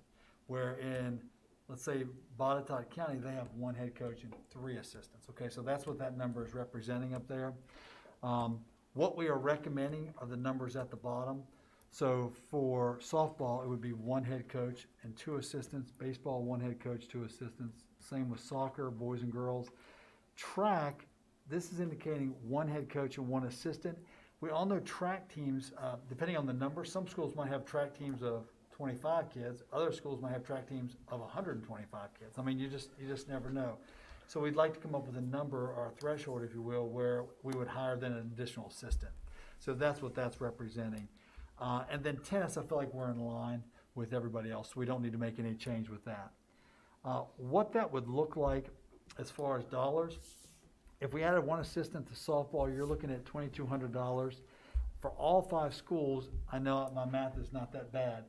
That's actually including FICA on the right there. So that would actually be the impact dollars to the school system. So that's what the far column is. So again, 1 softball, $2,200, 1 baseball, $2,200, 1 boys soccer, $2,200 girls soccer. Boys and girls track, I threw in here the dollar figure, what it would cost if we did need to supplement with an additional assistant coach. But again, that would be based on numbers driven, I really think, because track teams can vary so much, like I said a few minutes ago. So that would be the total cost. And the total cost for adding 30 assistant coaches, so that would be adding the assistant coaches in the track arena, if you will. So the worst case would be $66,000. I do feel like, but I'm not 100% confident, this is one of the things that Dr. Nice was speaking to a few minutes ago. Once I get through a couple pay cycles to see where my budget really is running, I think this is something that I would be able to absorb, or so we could get these coaches hired for this spring. I would just feel better giving me at least a month or so to really make sure that's right. And that would still give us plenty of time to hire those coaches. Esport was a And I'll be honest with you, I don't even know what e-sport is, but it was brought to me by a couple principals, and this was a supplement that they would really like to see added. So one of y'all may be able to talk more about esports, but that's been a recommendation to add also. So again, I feel like we could add that out of the HR budget, so it wouldn't be an additional expense or request from you all this year. I would just like to wait to see where my budget's running. And there are probably better people who can speak to esports than I. I have seen the competition. Some of That our is really high cool. schools have this already, so it's, and I don't want to say it in a way that sounds, whether to describe it accurately, but to me it's kind of like, it's like a video game kind of competitions among schools that they play live. Very It competitive. is a VHSL recognized sport. And you have now. to work together, you know, Yeah, it's you might really control pretty cool to the see. one thing. So this is something similar to the other things we have spoken about today that you'd feel comfortable bringing back as a recommendation, possibly for action at the November work session? That's correct. His only Okay. action, what I would really do is, if I have the budget, then would be to have you to approve these extra coaching slots. Gotcha. So then I could pay them. Okay. But again, right now, I'm feeling confident, but I just don't want to overspend anything, if you will. So that's why I asked if we could bring it back. But I know this was a question that you all were getting asked. And I do feel like after looking at the chart on the previous page, it's a need. We need to do something Gotcha. with it. Well, I know this will make a lot of high schools happy. So I have- Do all 5 of our high schools have the esports? I don't know the answer. I to don't that. know the answer to that I know either. That would Bird be does. something No, obviously. Bird I know does. Bird does, but I don't know. I think a couple Cave of and Northside, I believe, do also, but what I would want to do is if we did it, would be approve it for all 5 high Right. schools. And if they didn't have that team, then obviously we wouldn't pay that supplement, but I would hate to only approve it for a few schools. Yeah, it's really cool. It's amazing to go in the room and watch them, and there'll be 3 or 4 of them playing, but they maybe one, and I don't know exactly, but maybe one controls the steering wheel, one controls the wheels. I mean, not the wheels, but the path you're going in. I mean, you've got to work together in And coordination. they're competing live against Yeah, other another schools as a team, yeah. competition, so Yeah, it's really cool to see. cool. All right, perfect. Thank you, Mr. Bradshaw. Find some money. All right, Mr. Lowe, we'll start with 2.04 high school game field renovation proposals.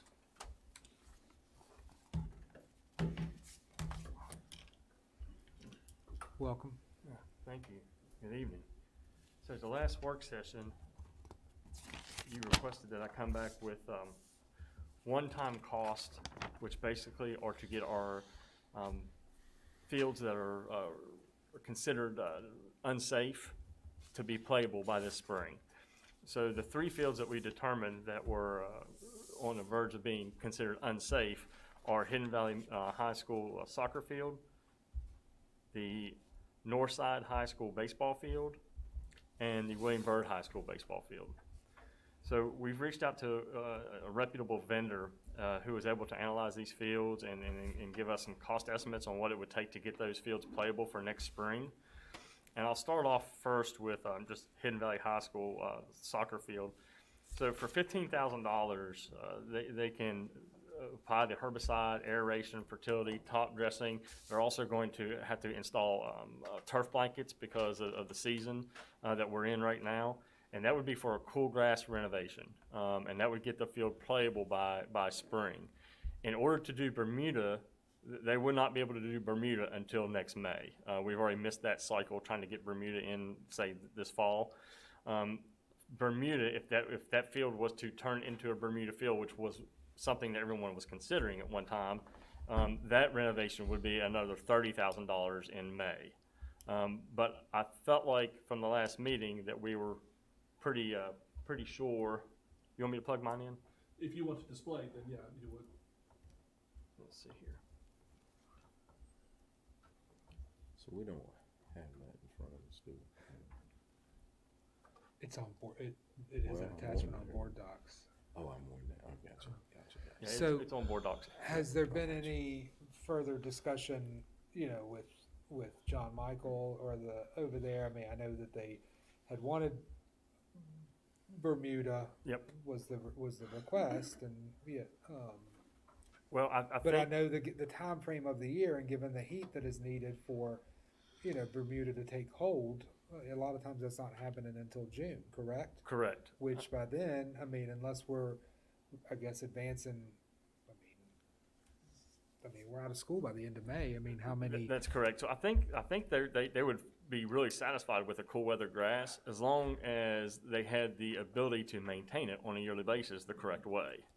I mean, that's the whole reason why we are where we are anyway. And then it would, and we, as the discussion, the goal is, I hope to move a lot of these maintenance costs from the individual schools, unless the coaches, really want to. Right. To us servicing those and the cost as well. Yes, sir. And I've got the numbers for that, and they really haven't changed a lot since our last meeting. And that's what I would bring to you come the budget season, because that would be something that would have to be added to the operations budget in order to make that happen. But for the one-time cost, just to get that field playable, we're looking at $15,000. Is there going to be, because does that include any grading? Because I swear it seems like we need to do some grading out there. Mostly too. top dressing, to be honest with you. He's planning on bringing in, I can't remember how many tons, but many tons of infill. So that would actually level out those low spots that are there. Gotcha. So that is, and they're proposing to do the same thing at Northside High School baseball and Bird baseball.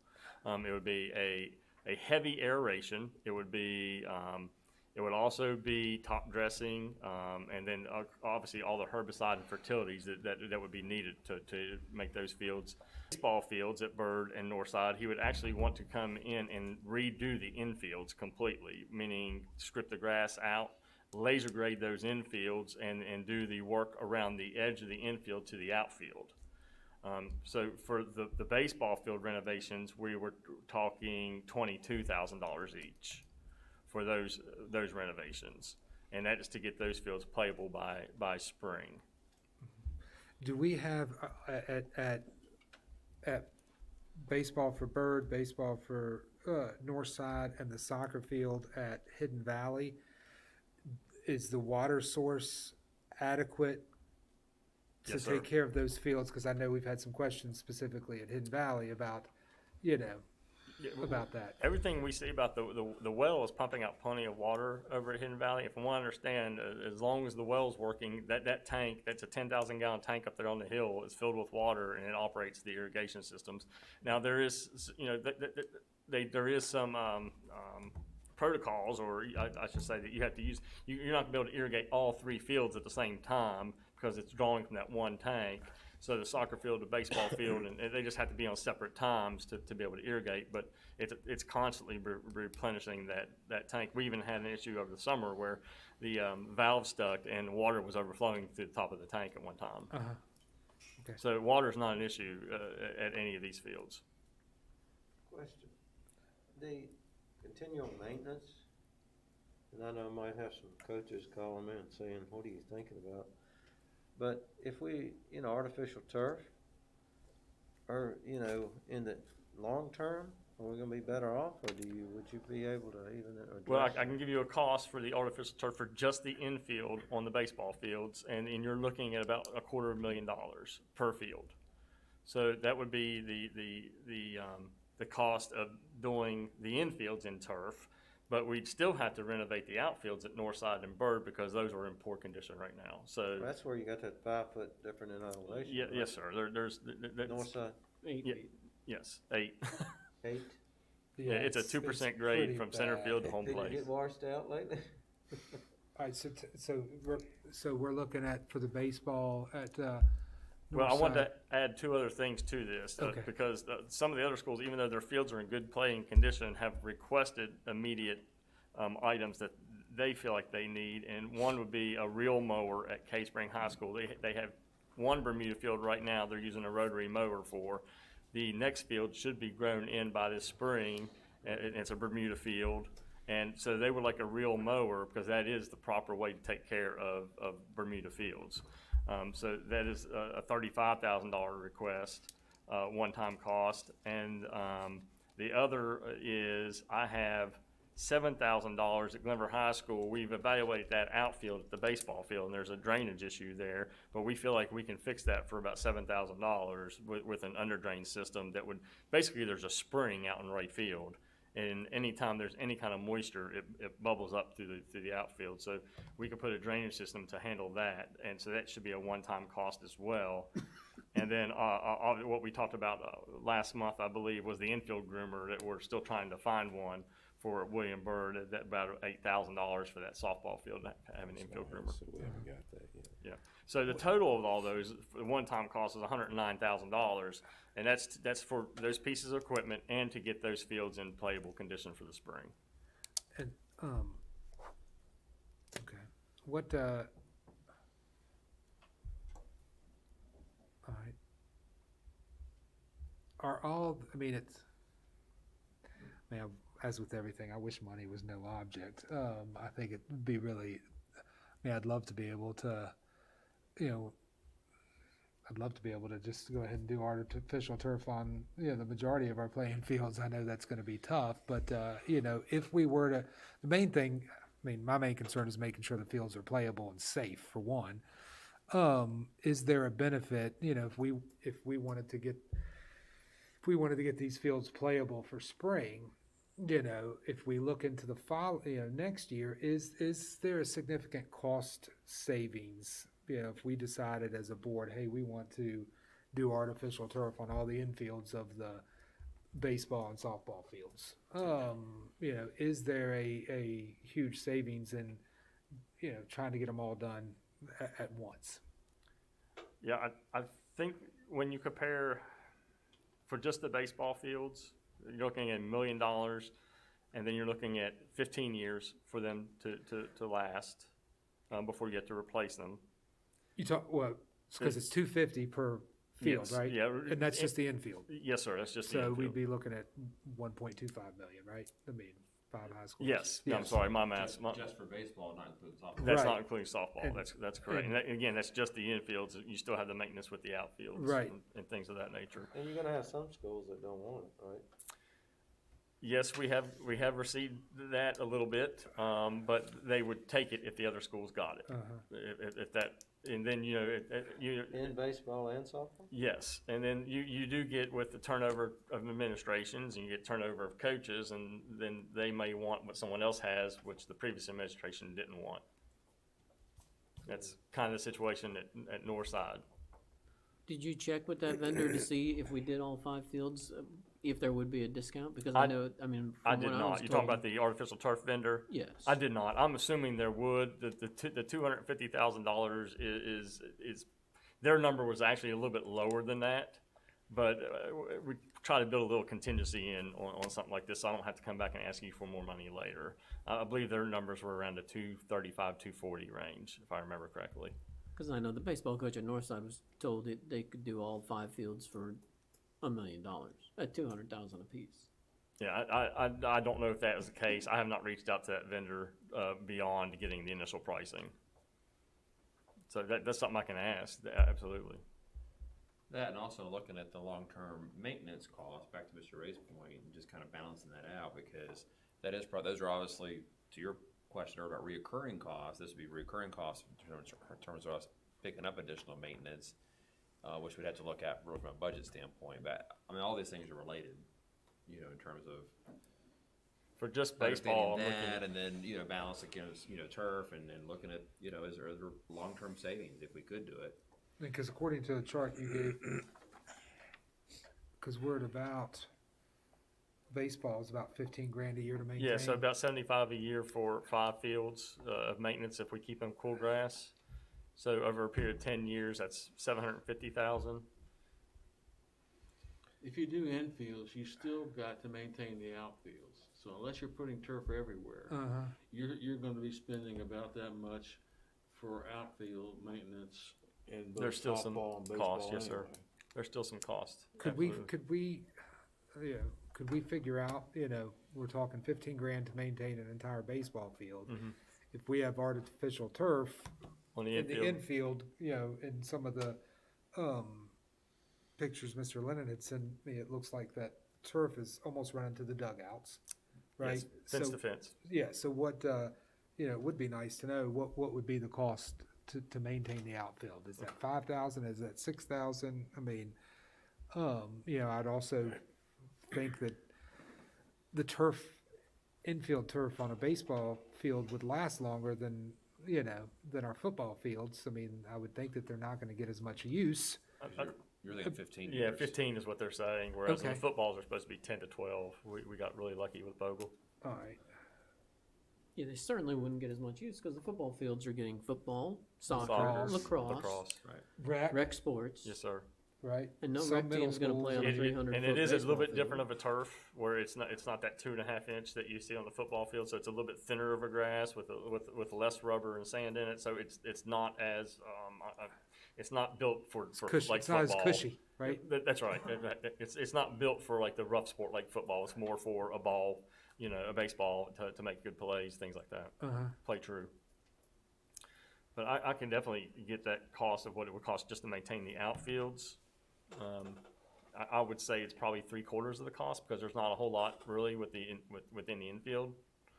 For the most part, most of the maintenance would be in the outfield area. So I think it'd be safe to say that 10,000 of that would probably be outfield maintenance mostly.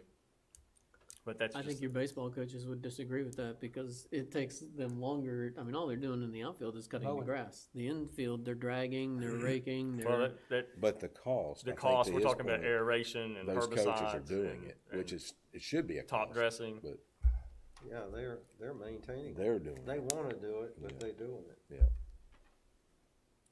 Are we typically maintaining an outfield as thoroughly as we do a soccer field? I mean, because it's No. different type of, No, none of these fields are being aerated correctly.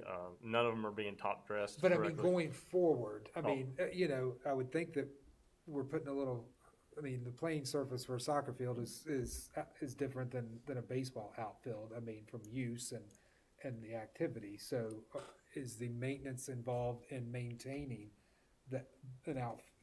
baseball outfield the same as maintaining a soccer field? It really is when it comes down to what they're proposing. Yes, sir. And when would we need to, as far as, when would work need to get started, if we wanted to, at least do the cool grass, If for we now? want When to do would the that cool need? grass, we need to move pretty quickly because we're already looking at turf blankets through the winter to make sure that there's a grass stand in the spring. And the funding source would be out of minor Capital. And Ms. Peterson could tell us what the balance of that is, I think. She probably has a good idea. But I think we gotta it's over 800,000. I think so. we kinda gotta do the cool grass now Well, you can. and then look at a long-term solution during budget cycle. I mean, I just feel like time is wasting, Getting done. you know? Yeah, so Chris, one quick question on the baseball, because I'm wanting to make sure if, I don't know what our stance will be on the turf, but you still have to cut that. So I'm assuming whatever this project is, what I'm trying to say is if we decided to do turf later, this wouldn't be wasted because you still gotta cut these infields down, right? Yes. So it's still gotta be done. Yes. Okay, all right. Yeah, this needs to be done in order to get those playable. This does not include maintenance once they're completed, though. Right, but you're gonna have to make that cut whether you do Yes, sir. turf or you do grass or you do whatever. There'll be a lot of, yes, infield. They'll have to dig out, I want to say 18 inches of the infield anyway. Okay, And produce they So would then- they put a barrier between the outfield and the infield, and they tie the stone, the sand, and then the turf to the outfield barrier. okay, so Mr. Moretz's point, I agree. We gotta get- I just wanted to make sure we weren't wasting Yeah, the no, baseball agreed. part. But When a are we turf gonna- project, we're looking at just a budget number on these turfs. That would be a capital project. We'd have to bid out. Right, And right. we could probably get some very competitive bidding, on this. So, we're just using a budget number right now. But, I mean, all right, so, as far as our discussion that we've had on us taking over the maintenance and those, for these fields, at what point are we gonna be ready to make that decision? I mean. I believe that's 'cause we're something we'll be talking about during the budget sessions coming up in, November? Well, it's when we start the budget process. Right, that's part exactly, of that. but would we have some funding available to assist this spring? I mean, cause what our budget season's gonna be 22, 23. do we have, will we have some, funding source where we could assist, with our, with our spring sports this year? To get them to playable through Right, until to the end of help, summer. to help offset some of those maintenance costs, especially for these, some of these new fields, that may take some additional care to make sure they're up and running, and, I mean, Yeah, I think that's something we could come back with more minor capital possibly. does that For does that some of make those sense? needs. I mean, this discussion started, a couple of months ago about, hey, how can we shift some of the burden, at our high schools, they're paying to maintain these fields. And I know that, that's a recurring expenditure that will normally go through the budget season, but I just wanted to make sure that we might be able to offer some assistance this spring for some of our, for some of those coaches So your that want it. recommendation, is that the Yeah. recommendation you're making to fix these fields to go ahead, the 109,000? Well, yes, Yes. I think we need to. Do we need to get moving on that today? Yeah, is yes, the sir. I question. think we need to allocate 109,000 in order to get Northside's baseball field playable for the spring, William Byrd's playable for the spring, and the soccer field at Hidden Valley Middle, and the little bit of drainage work that needs to be done at Glenver. And then it would be your discretion whether you want to allocate money for the equipment that was requested by Cave Spring and William Byrd. But 109 includes all that. Yes, sir, it does. Oh, okay. I got one question. Yes, sir. I was talking to the AD about, and I don't know if he brought it up to you, about the lights at the tennis court. And it would need a couple poles the light wouldn't shine towards the neighbors, but it would be more focused to the field. I have not been told that, but all the tennis courts are getting new LED lighting. Is there any way to look at that to see where they focus the light? Yes, when they do the install, that we'll make sure that it's installed correctly. LED, it's much like the parking lot at Cave Spring High School, for instance. That's all LED lighting, and the neighbors have not complained not once about the lighting out there. So it's basically the same concept. What's LED? It's the new lighting. It's not the incandescent that has the big glare. Yeah, Yeah, and this is it'll all be directional lighting on the tennis courts. we might check with him just to make sure. I absolutely will. And just as a reminder, I know this work hasn't started yet, but just as a reminder to the board, I mean, as a board, you've decided and it's been allocated to put in, not only fix those lightings at Cave Spring, because they already have lights at Cave Spring, but also put in light where they don't have it, which would be Williamsburg, And Glenver. Northside's getting replaced. Northside High School, the tennis courts are getting completely replaced because, And as rotated. you pointed out, over 20-some years, that's never been done, and it's well past time. So thanks to the decision of this board, that work is going to Yeah, move forward. that looks like, I received an email from the vendor a little while ago, actually. I'm trying to press him to get out there, but he says he's about a week or two away. He's just running behind right now. So all 5 high schools will have the LED lights Oh, yes, sir. at the, Yes, sir. all right. So, How long does the track surfaces, I mean, are we running up against some of those? We are. It's interesting. Mr. Harkness and I had a conversation about that today. Their track is about 10 to 12 years old, and they are already starting to pay a little bit of money out of their funds to patch certain areas of the rubber track. Usually it's about a 12-year length for these rubber tracks, and then you're looking at about $75,000 to $80,000 to re-rubberize it and then and repaint it. So theirs is the oldest right now. Hidden Valley High Schools is right behind it at 9 or 10 years old, and then you fall to William Byrd, Northside, and Glenver, the most recent ones. They're only 4 years old or less. Those 3.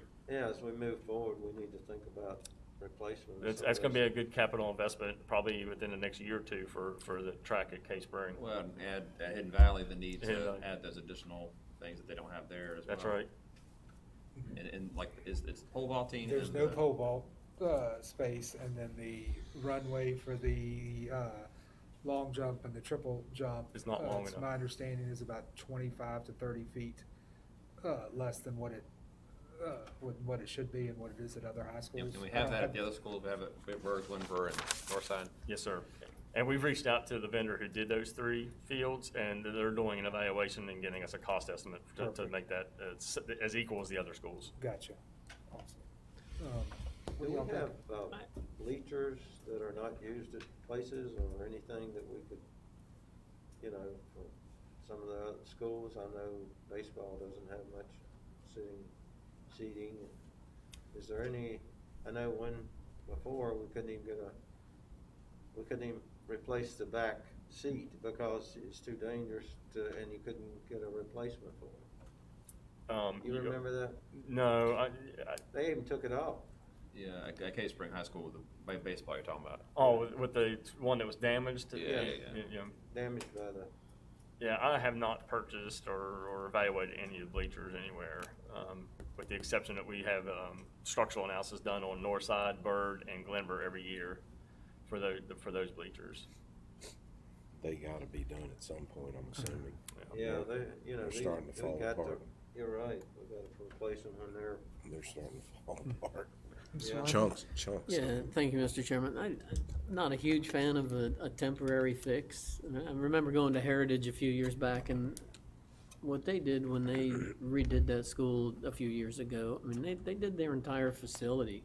And one of the issues that I think we've ran into, and we talk about the maintenance on these fields, we've got a 50-year-old baseball field at Northside that has not been maintained by people that know turf or people that know infields. It's been maintained by volunteer coaches, basically. And that, I mean, over the years, it shows. And the same thing at Bird. They've done a nice job over there. Maybe a little bit better job, but when we throw temporary fixes at this rather than a permanent fix like a turf infield might be, it just doesn't make a whole lot of sense to me to spend a little bit of money when we could make it right long term. But I think all our facilities, I mean, with what we've done the school, and granted, inside the school is the most important part, because that's where they learn. But the playing fields, I assume you've been over to Heritage and seen turf baseball field, turf softball field, turf soccer field, turf Indoor track football facility. Pardon me? Indoor track facility. It's amazing. I mean, it is truly, their facilities over there are like a small Division III college or better. And our facilities, not so great. You know, one of the things that impresses me about Lynchburg is for a long time it's had EC Glass, and EC Glass was the place. You know, they're the first one to have city stadium, you know, their own stadium, you know, for football games and things like that, the track around it.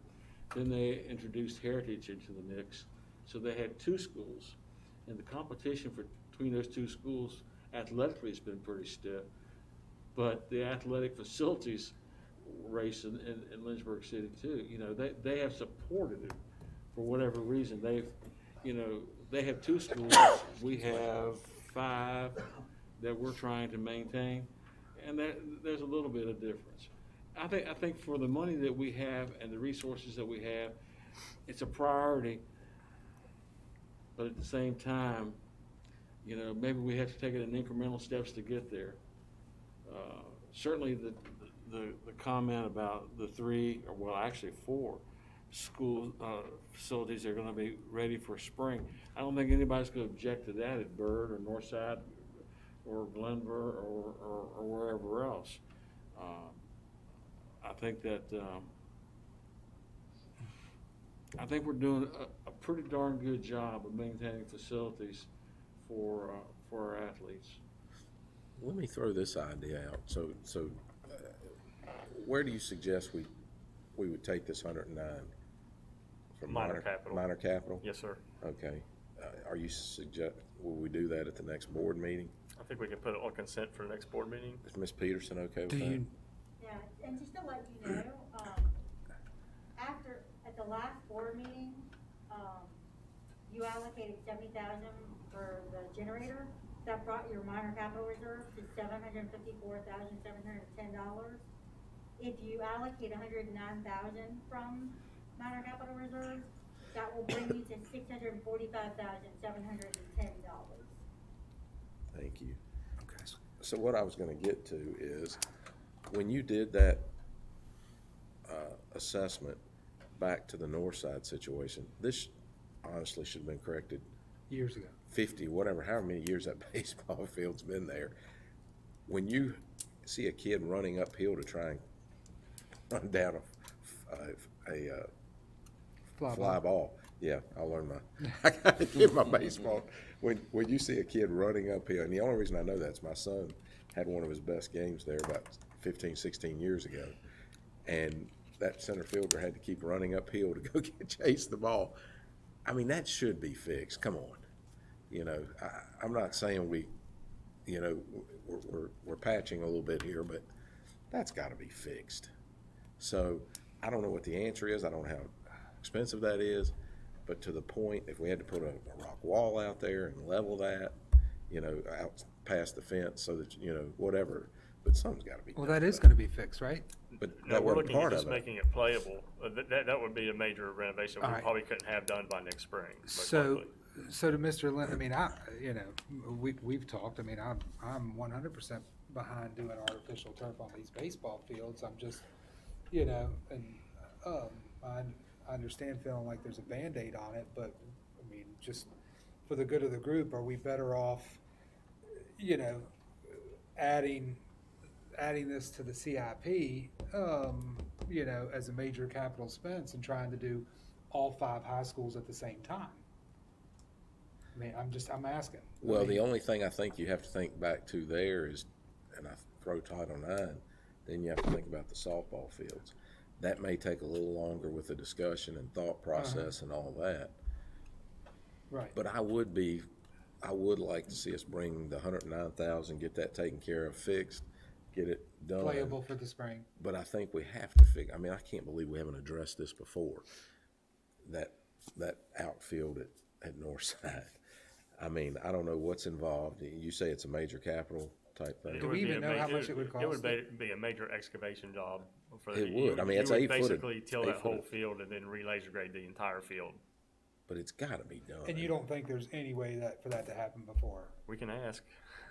I think it would be difficult. That's a pretty significant grading job. I mean, it's gonna have to be done regardless, whether, I mean, Yes. that's a separate conversation than turf. Right. I mean, And- or, so if we were to go ahead and allocate this 109 to get that field playable, and you could come back to us and say, this is what it would cost to level out that outfield, I mean, those projects can coexist, right? Yes. Okay, and then, I mean, because we're gonna have to, we're gonna have to solve that problem regardless of what type of turf we put in the infield. Right. I mean, Did they What are give you a your thoughts, time frame David? on the turf? No, they did not, but experience in the turf, you're looking at 90 days engineering, and then you're looking at probably 5 months to install. That is typically the way it works, because everything you do has to be engineered when it comes to turf for stormwater management, submitted to the county, and then you wait for the approval process. And typically it's a 90-day process before you're allowed to even start excavation. And 90 days from now puts us into December. that's not happening. 5 months is That's baseball not season's over. Right. So realistically, we would need to have a decision by turf almost during the baseball season this year to make It sure. would be ideal, yes. I always like to have that 9 months. That's why I've always said when we do the football stadiums, I'd like to know in October, November, so that I have it done by the previous football season. Well, I mean, I would like to know how much it would cost, And regardless. we're talking full turf from fence to home plate. We are? No, Or I was outfield. talking about I think solving we're the just- level issue. Oh, okay. Yeah, I mean, to me, that's That's. now this is dumb construction 101, but that's bringing in an excavator and getting that thing, a laser grade. Yes, sir. So what I'm hearing is outfield at Northside High School, excavation fixing that, and what I'm hearing is possibility of looking at turf for infields. At least getting an idea of what the Right. cost. Yeah. I think they did some drilling a few 10, 12 years ago at Northside, and the amount of rock out there in the outfield, I don't know that it's possible to level that. I think you have to bring in the soil instead of take out the soil, most likely. Okay. Well, I mean, We I think won't that's, know till I we think, get a cost, right? yeah, I Yes. think, I mean, we gotta fix it, or either that, we gotta move it. I mean, I just can't believe they're still running uphill. So does, How big is that field between the tennis courts and the church that they use for football practice? is that the I'm not Bermuda sure. one, No, the practice? no, he's Okay. talking about in front, between the church, between. This is like a practice field. Yeah, that's on it goes down. along Yeah. the second entrance to the school, to the bus lot, Right. behind the football stadium, between the football stadium, tennis court, and the church down there. If rock is gonna be a problem there, I can tell you, but if rock's gonna be a problem, maybe building a separate facility back there as opposed to trying to, work through all the problems with the rock might be a better solution. Could be looked at. I just don't know if that's big enough. That's my only question, depending on how you laid it out, but, I'm not sure. But it's a fair size area. So Chris, if, I mean, getting back to the 109, can it wait to be put on consent agenda, or, is it something that, you would like to Yes, go ahead and because get moved? I could pretty much talk to the vendor and we can get pretty much a notice to proceed and wait for our next school board meeting for consent. All right. That- And that'd It's be next fine. Thursday, right? Yeah. Yeah. And then so you there's can plenty come back, of time. and then that gives you, however many weeks, to kind of get us a ballpark on what it would cost to, level that. And level that let me outfield. talk to him about what it would take to level out the north side outfield in time frame before Uh-huh. baseball starts, mid-February, so. If we put it on the action items as opposed to consent, we could still receive the report, discuss it before we make a decision, right? If you Which put it on report? consent, then we've already decided that that's where we wanna go, right? Right. You mean put it on the action item? I mean, we can put it Which on an we- action item. It which doesn't- we I will mean, This 109, I think I we're think we- agreeing to do The anyway. 109, I think we all agree on, I think Yeah. that the other It thing would with just be north Well, side. but we don't need an action item for him to research what it would cost. No, get a no, ballpark. not to research. Go We're ahead talking and get about the- going forward with those four things that he talked about. The 109. Yeah. And receive information about the baseball, We'd need to make a motion and get it on there though, wouldn't we? yeah, No? the baseball at north side. So, The outfield, we're talking about the No, the outfield. outfield. but we're not making any action on the north side, and we wouldn't make any action on the outfield at north side at the next session. All we're trying to figure out is we don't even know how much it would cost. Right. I don't think we want to, Right. give Chris a blank check, right? I mean, Yeah. We know it needs to be That's not what I fixed, but It could I'm be- sure. It could be on the information. Chris says, come on. So, I mean, well, we'll set the agenda on Friday if you think that you'll have some figures for us on the north side outfield. We can certainly put that on the information agenda I'll for talk to him Thursday. tonight on my way Yeah. home. Yeah, we don't have to wait till next work session if he has that. Yeah. You can always present it as, Sure. as an information item. But Yeah. we're gonna put the 109 on consent. We can put the 109 on consent. Does that, Everybody good with that? Mhm. we know we can't do turf, but we know we can't do turf before the Yep. football season, so baseball season, so I If mean, it what's truly other- is an 8-month process. you're Uh-huh. right. Yes. You okay with that? Yep. All right. That's- Tim? Yeah. Mr. Weimer? Yes. Mr. Ray? Okay. So, and I think you were gonna, Talk to you about the scoreboard at Bogle. yes. So the school board at Bogle is about 25 years old. They had it running Thursday night, and someone accidentally left it on. And when they came out Friday evening to turn it on, it had burned up something inside the scoreboard. So Time Technologies is going to be there tomorrow to try to get it up and running once again. They're basically just piecemealing it with spare parts and things like that they can find. So what Time Technologies is recommending, with that school board being 25 years old, they're recommending it to be replaced. Where's that? Bogle. Bogle Field, the scoreboard there. So that scoreboard being 25 years old, and to replace it, we're looking at, they give us an estimate of about 32 million. 32 Sorry. million. So, yes, Hey, You're yes. gonna start going up there and putting That's the hand Wally up. World. It was a blank check. I was getting excited.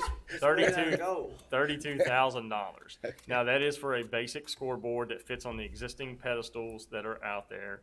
It has the basic information and, home, visitor, all that good stuff. And it has some advertising placards that you could put on that.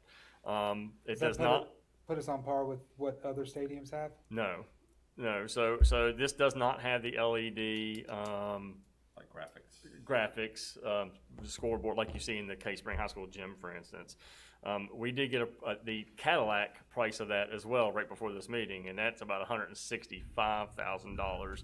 But I talked to Brad. Is there something in the middle? Yes, there is. And that's exactly what I asked. I was like, really, do we need something that's 10 feet wide or 20 feet wide by 10 foot high television out in Vogel Field? And he does think that we could get a equivalent of what is out there now for between $80,000 and $100,000.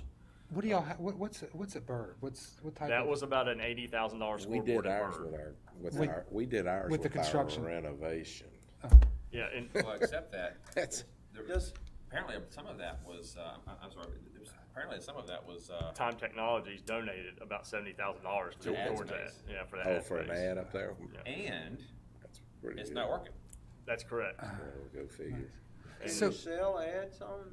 Oh, absolutely. Yes, I mean, there is a way you can recoup some of that, But that you revenue. might, the Booster Cubs may beat you up over that because that's They one get of some their- money out of that. So Well- let me ask, it might, just a hypothetical question here. And I don't even know if it would be allowed. So we know that we set aside a certain amount of money every year to replace the turf out there. And it was, and the money that we budget is for a 10-year replacement, but we were able to squeeze 13 years out of that.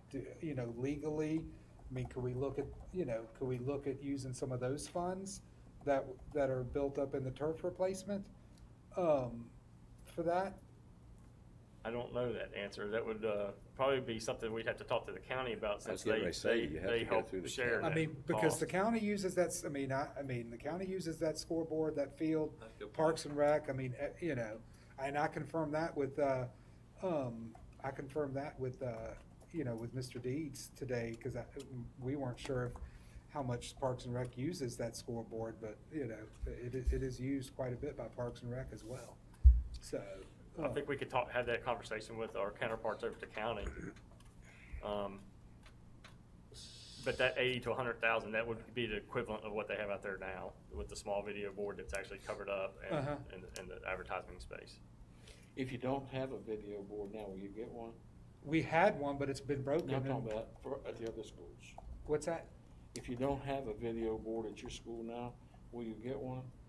Well, Mike and I don't have a football stadium at our school, so we share one at Vogel, but so there, yes, the video board's been broken for, I don't know how many years. We've actually just placarded over it with an advertisement. And those are really cool. I'm just being honest. I think part of the discussion has to be if they are truly not lasting that long, like the one at Bird, like I just found this out today, apparently it's not working. It's 10 years old. Yeah.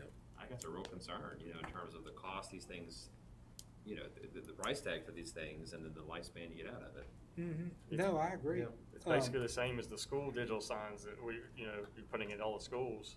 You spend $20,000 on one of those and they're done in 8 to 10 years. I hate to go there, but how about Glenver and Northside? I don't know what theirs looks like. I haven't been around. Northside's scoreboard is probably late 80s, early 90s. We were having trouble finding the information on it. It is the only scoreboard in the area that's still using screw-in light bulbs, the incandescent light bulbs. Oh, you're I kidding. know, but it's so cool. It's vintage. Yeah, and it's vintage. It is cool. We put you on Pawn Stars. We're the only ones that have to play on natural grass, I too. do know Miss Green has put in a request to have that scoreboard replaced though, because they do not have the ability to repair it the correct way when Would they do this have be an problems with it. I hate to say this, would this be an opportunity to kind of get everybody on the same page? Glenver's was replaced back in 2008, according to our video records. board. I know, but Did they have lights We back can't, then? we can't reshow replays, we can't show anything. Replays? This is not college.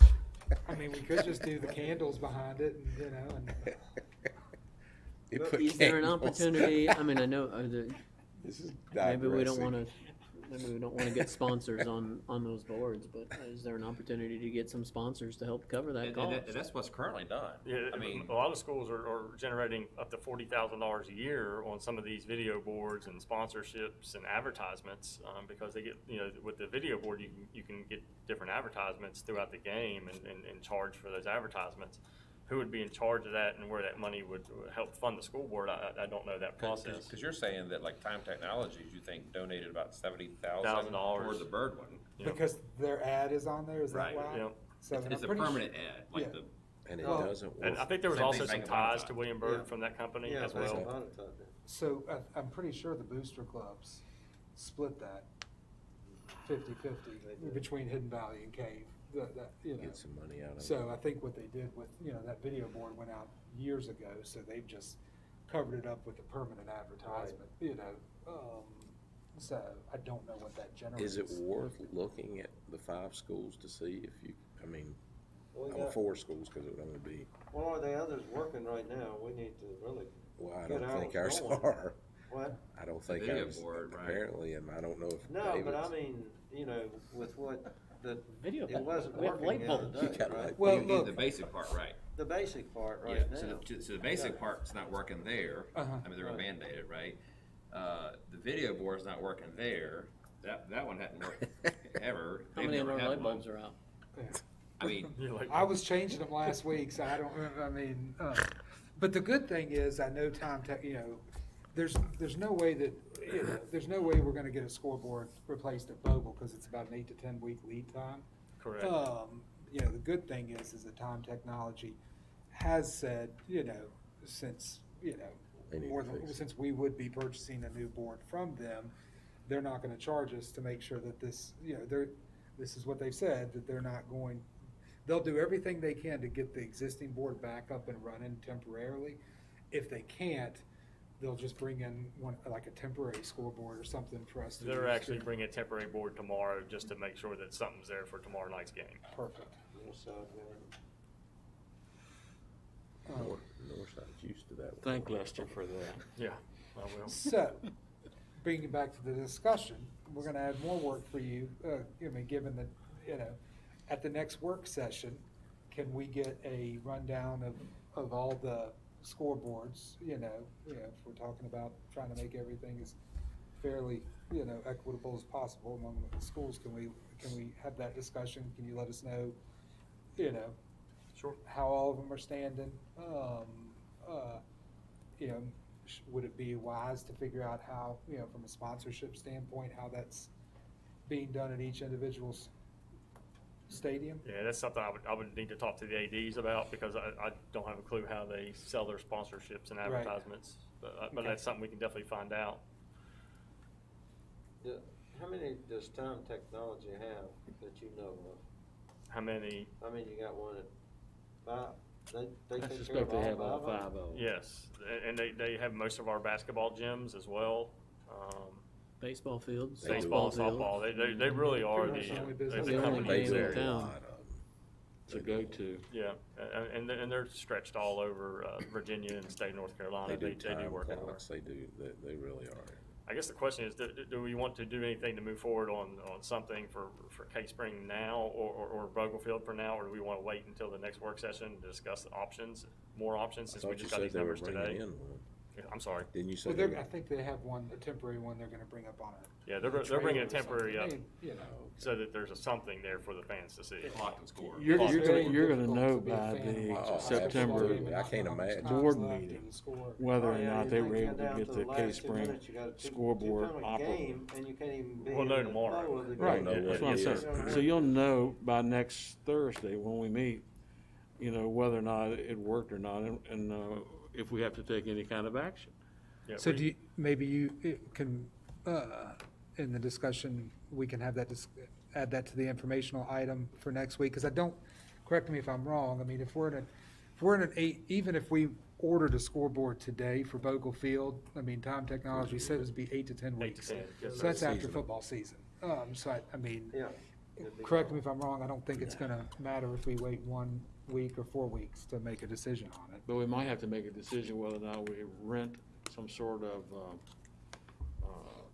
scoreboard for them for the rest of the season. Well, and correct me if I'm wrong, if I read that email correctly, Time Technology, in a good faith, they, pretty much, they know that we're gonna have to use them to replace our scoreboard, so they've agreed to either make sure that the scoreboard is working, or, have a temporary option at no cost to us. Right, That's nice. I didn't read That's the the way we email, I'm understand sorry. it. that's correct. Yeah, I mean, that's in an email from Time Technology, so I think I forwarded you that one.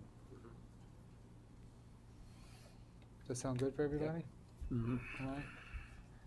And maybe if we can confirm how many light bulbs are out at Northside, please. We've got 2 weeks for that. How many candles we need? It's heaps. All right. All right, 2.05, request for funding for Northside Middle School domestic water connection. So this one is a little bit of, everything's serious, but this one's a little bit more on the serious side. Northside Middle School, they have 2 sources for water at that school. The newer portion of the school is actually on domestic water supplied by the Western Virginia Water Authority. The older part of the school is on a well. Well, that well has recently began testing a little bit higher of an increase in lead and copper in that well. It's nothing that is not allowing us to use that water as potable water, but the increase of those items is concerning. And what we want to do is we want to abandon that well and put the entire school on domestic water through the West Virginia Water Authority. We've identified a 12-inch main along with the Water Authority on the right side of the building as you're facing Northside Middle along the road that leads up to the back field. And so we are requesting to move forward with purchasing a new meter and having the engineering done to allow for domestic water to be serviced for the entire school. We're looking at a cost of $70,000 for the meter, the engineering, and the work that needs to be done to install that water line. And we would abandon that well from the school, so it would no longer be a potable water, but we would still utilize that well for irrigation on the field back behind it. Okay, so this is basically just cutting off a problem before it becomes one. And so we're asking for $70,000 to be allocated from minor capital reserves for not only the design, but for actually the meter and the installation of the system. Sounds like a no-brainer to me. It really Chris, is. The line is already there, correct? We have to run a line from the new meter over to the school. We do have, once we tied into the mechanical room, the school, that's all we have to do, is we have to tie it into the mechanical room. How far? It's How far? 193 feet, I believe. So the water that's coming there now, we couldn't use, is that pipe too small to carry Yes, the volume? it is. It doesn't have the volume to run. We thought about that as well as getting into the ceilings and just running a new 2-inch line from one end to the other, but it does not allow us to do that. Is that water coming from over on Lock Haven like the current one? I don't know. Well, that'd be a good question to ask. Okay. Because, you're talking about running a line, it's gotta be close to that, because 190 feet, it's on the other side of the interstate. But, maybe from, Woodhaven, but even there, I don't know, that's not close to the middle school either, so I don't know where the line is coming from. I guess that's what I'm saying. Well, there's a water. 12-inch main that's, if you're facing Northside Middle in the drive that goes up to the back of the school, where the field is, there's a 12-inch main that runs along that road up past the school and beyond that field. So we would just be tapping that 12-inch line Must be Sequoia. with a new meter and running it just right over to the school. It would cross a little bit of asphalt and then get into the mechanical room from there. Is there any waterways through there that you have to cross? No, sir. That would be over to, in the one behind that subdivision? Yeah, North Lakes or, I mean, over that way. the 12-inch main is actually on our property. Oh, it is on Yeah, that? yes, sir. Okay. It's on our property. I've had some construction projects recently that I've been working with, and they say $100 a foot to run a water line. I mean, we're talking 193 feet, would tell me it's gonna be about $20,000. The meter is $40,000. Okay. The water authority likes to get their portion. Yeah, And- the meters are and not cheap. Our monthly bills will go up now too. So when it's all said and done, Northside Middle is still gonna be, fed by two sources. Yes, there'll be 2 meters leading into the school, but both of them will be coming from the Western Virginia Water Authority. And one will serve half the school and one will serve the other half. That's correct. No way to combine them. That's what I was just gonna ask. We've done the engineering on it. We cannot get the line that is in the new part of the school does not have the capacity to feed the entire school. How many inch line is that? It's a 1.5 inch line coming from the meter to the school. It's pretty small. How long is that? Would it be able, could you just change the size of that line to go with the 2 or 3 inch line there? I think it's based upon the meter. The meter is what regulates your line size coming out of the meter to the school. So I would have to double check that. I'm not a plumbing engineer, so I can ask that question, but I think we already explored those options of using that existing meter already. So I will ask that question again though. Thursday? When are they gonna do it? We want to do it immediately. We'd like to move forward with it so it's complete by the end of October before the year ends. Winter too. All right. So, So that would take our capital reserves down to 575, 710. Is that accurate? Correct. I don't think you have much choice, though.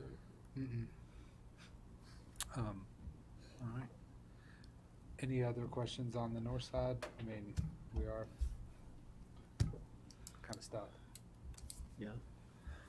Mr. Linden, the engineering work will be, Lawrence Perry Associates, who's doing the engineering work for us, they will look at that option though, as part of their engineering services. We have not employed, we've just talked in general with them about what we need to do. And got a budget number for what we need to do. So there might be a possibility they might have another way to make it work, being that that's their forte. Okay. Chris, real quick, since we're talking about water, any update on the water to Northside Middle School? I mean, Hidden Valley Middle School football field has been without water for Yes, we've hired quite some time. We've So, hired drinking water, everything. We've hired a plumber. He's going to run a domestic line. We're going to repair the well, but the fear is that that's not potable water off of that well, and if you provide the well with a spigot out there, they're going to use it for drinking water because. So we've hired a plumber to run a domestic line from the school down to the football practice area or football field, and they'll have a faucet down there that they can hook their drinking system up to. Okay. I believe he was supposed to start on that this week. I'll have to double check on that. Okay. But we have hired someone to do that though. Okay. So, yeah, not a huge project. No, it wasn't. Guys, I just know that our football players, I mean, they've just been having to truck water down in jugs. Yeah, that's You not know, good. no, so, Yeah, and we're repairing the well. It needed a new pump, and that was roughly about $6,000 to replace that well as well. That way that we can continue the irrigation on the field. okay, all right, perfect. Any other questions for Chris? All right, thank you so Do much. we need that to be an action item today? We can do consent as well for next week. We're already in talks with the engineering firm, so I'm fine with it being on consent. Okay. Good. All right, all right, thank you, appreciate you. All right, and the moment we all been waiting for. And Mr. Williams coming up here to give us some SOL results from the 2020-2021 school year. Welcome.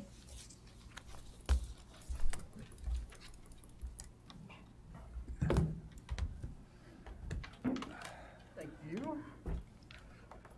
Plug in here.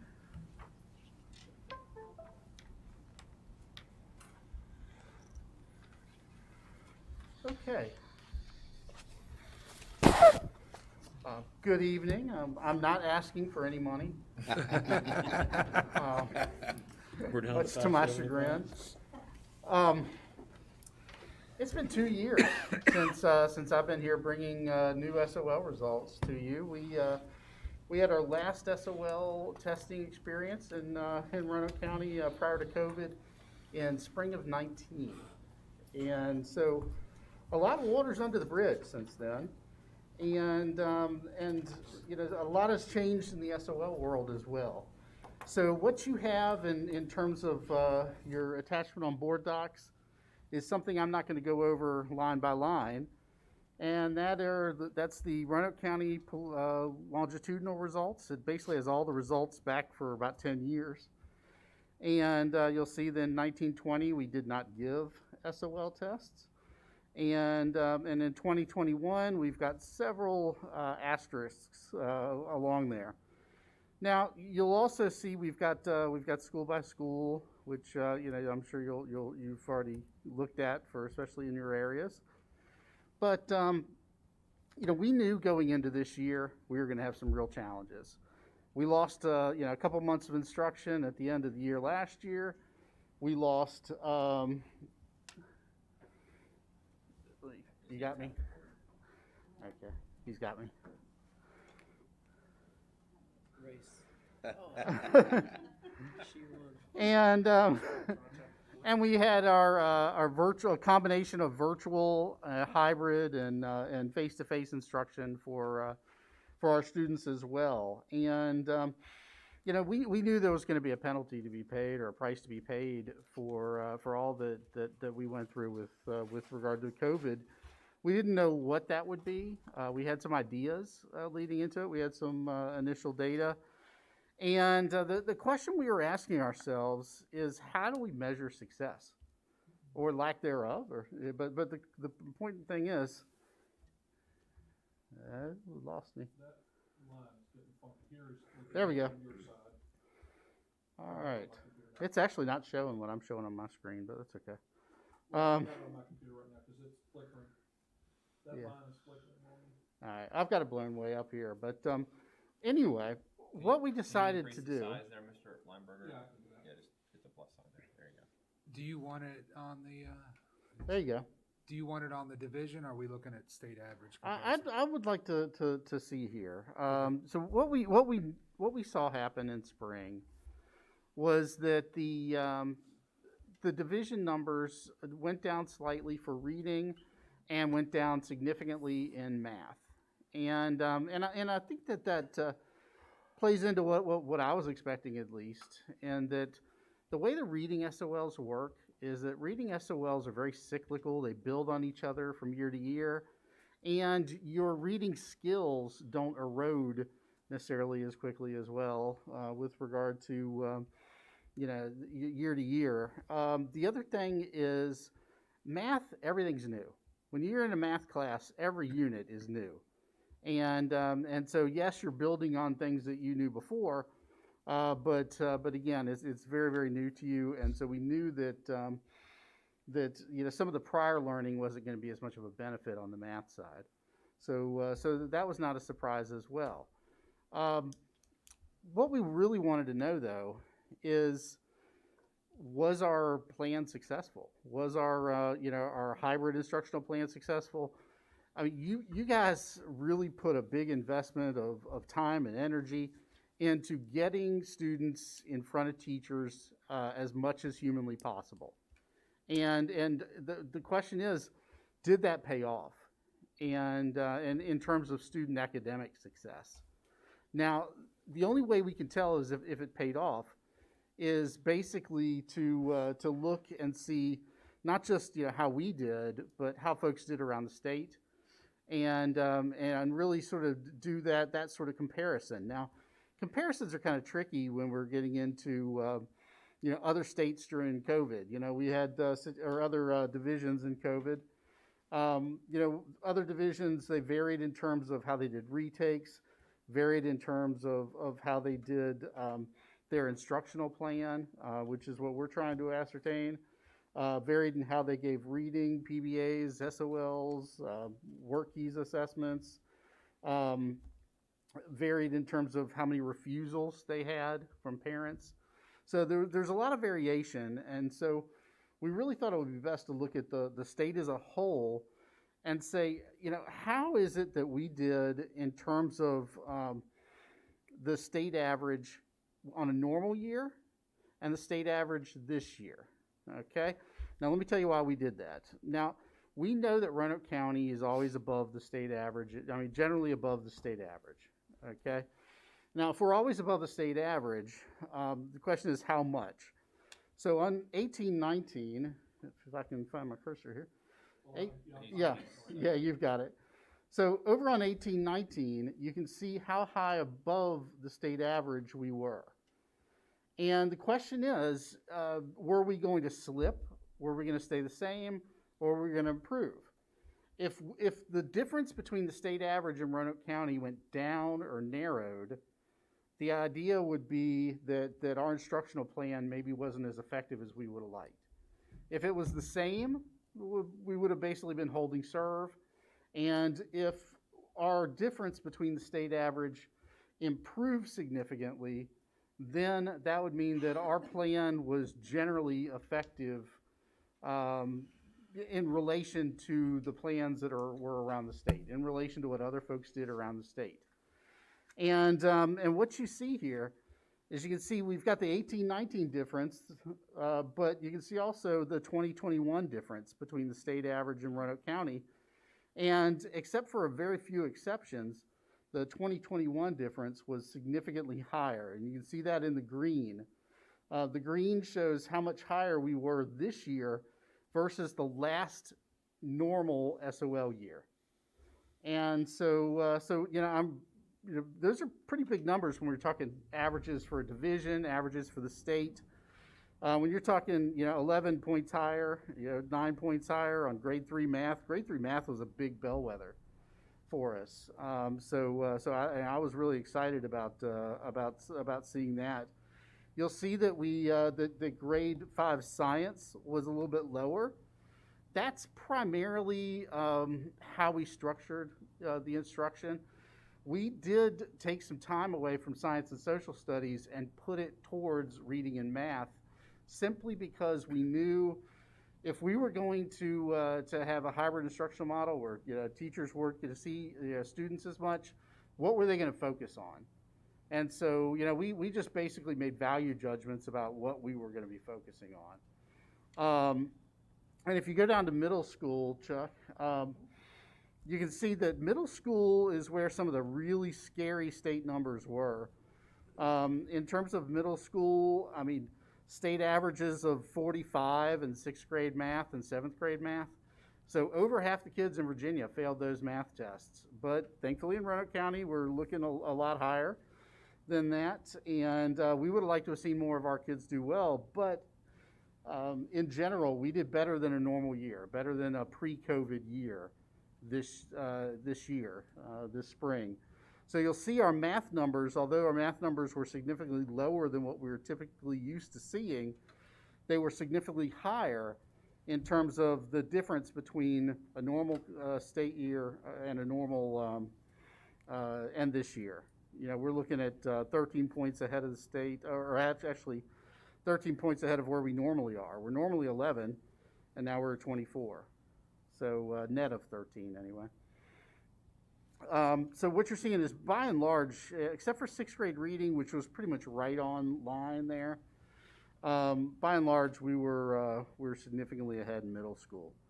Now, getting into high school, there's a bunch of asterisks because we have lost in the state of Virginia a certain level of standardization and a certain level of comparability at the high school level. That's because there's new rules at high school that say if you don't need the SOL, you don't take the SOL. If you don't need it for graduation. So the patterns of who takes the SOL from one division to another is very, very different. So it's hard to do apples to apples. The other ones are pretty solid data, apples to apples. It's harder to do apples to apples on the high school side because one division for reading might have done performance-based assessments in lieu of SOLs. Another might have done work keys instead of SOLs. Another one might have done SOLs, the actual SOL test. And all of them basically fall into the accountability system. And so because of that, because there's a huge variation from division to division, it's a little bit harder there. But the ones that are pretty consistent and I think are the most comparable, the Algebra 1 is one that pretty much everybody gives. We did beautifully there. 84, is pretty strong considering we were hybrid. I think it was, if not the best, among the top 2 or 3 in the state. Yes, I mean we're talking about some state leading scores. Definitely with that. Our geometry was one of the highest in the state, and that's one that a lot of students do take. But once we get down to earth science, a lot of folks take that. Biology, a lot take that. But once we get down to chemistry, writing, then you get into weird patterns. In fact, in chemistry, we only had about 10 students take that SOL test, literally, because by the time our kids get to chemistry, which is usually done at their junior year of high school, they've already passed an SOL in science, and they don't need an SOL to graduate. So there were only 10 kids that needed the SOL, and a good chunk of them were transfer kids from other states who are still trying to pick it up. So we didn't have a lot testing there. U.S. history and really all of the histories are really problematic to look at because, for example, our World History 1 and our World Geography, those are both 9th grade courses in Roanoke County, meaning that some kids take World History 1, some kids take World Geography, and so if you put them together, you're really kind of at a net +2. But even then, comparing to what happens in other divisions, that's problematic. Same with World History 2. We only had about maybe 10-15% of our students taking World History 2 that were enrolled in the course. The same with Virginia U.S. History. Virginia U.S. History, I believe we only had, 45 got it. students, Yeah, I mean a really, really, really low number. Yeah. Most Virginia and U.S. history, Yeah, most of that's taken by seniors. Juniors, yes, yeah, and so by the time they're juniors, they don't need it, and so that's why we have your really low strongest numbers. students would have already passed their Right. required SOR early on. Right. So these are the students who are the least strong, still trying to get their credits. Yeah, and so what we're really trying to show you is that the state actually took away the results on the state site for history and social science because it was being misused so badly that people didn't understand how to interpret the results because they couldn't put it in context. So the state, if you went to the state site right now, you can't see history scores. So that's what happened there. But the point of the matter is, and I think the main idea is that what this tells me is that the face time kids had with teachers paid off, and that's the big takeaway for me. Our teachers really showed amazing flexibility, flexibility beyond what I've ever seen, and at least in my 26 years in Roanoke County. And what they were able to do is pretty amazing, given time constraints and all the other things that came into play, and I think they deserve a lot of credit in this. The other thing that's really important, it is important on the high school side, is did the high school kids get what they need to graduate? Now, the 97% of the kids who took SOLs at the high school level met the required 350 number to get their verified credit. So this year, there were only 3% of kids who didn't score high enough on their SOLs at high school to meet their verified credit needs that year. And a big chunk of those picked it up in summer. So, so I think that, again, that's actually better than a normal year. So our students are still able to stay on track to graduate, based on the results from this spring. And, and I think that's a big win as well. So, there were a few fairly interesting things that we found. You might ask, how did our virtual students do? Our 100% online kids do?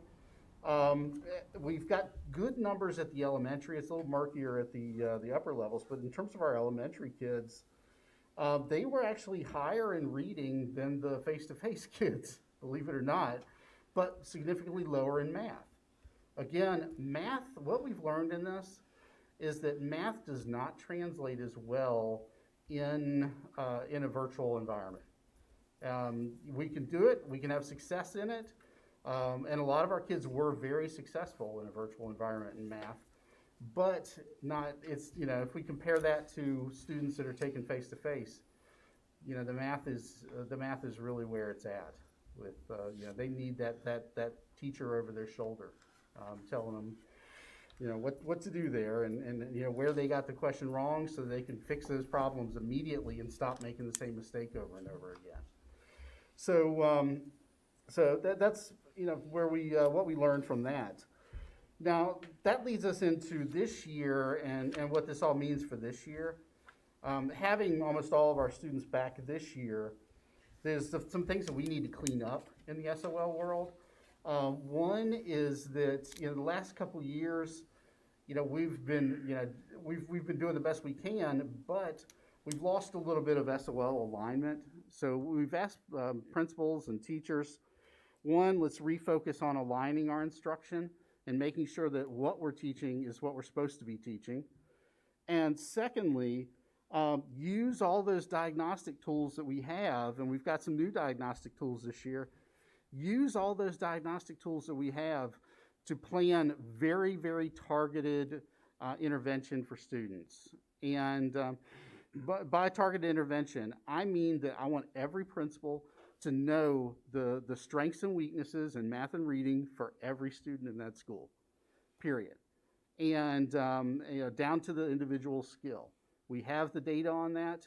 And then once you know that, who needs outside intervention, who needs in-school intervention, who needs just some scaffold instruction and some monitoring.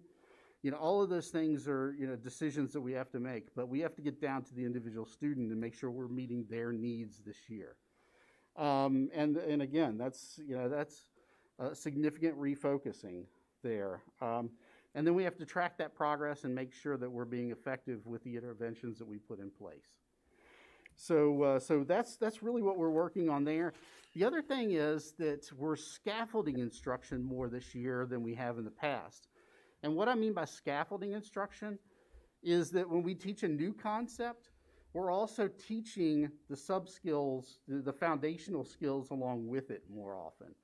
I mean, so that if I'm teaching a particular math concept, I'm also going to teach the math concept from a year before to make sure that if they're weak on that math concept from last year, that we're building that into our instruction this year. So that, so again, we're catching students back up, we're firming up the foundations for those students. So, I think that, like I said, all in all, I think the investment you made in really pushing folks to be face-to-face paid off. I think overall, the plan was successful, and so far we're off to a great start. Where you may hear that we're doing SOL testing right now, and the answer is that's not quite true.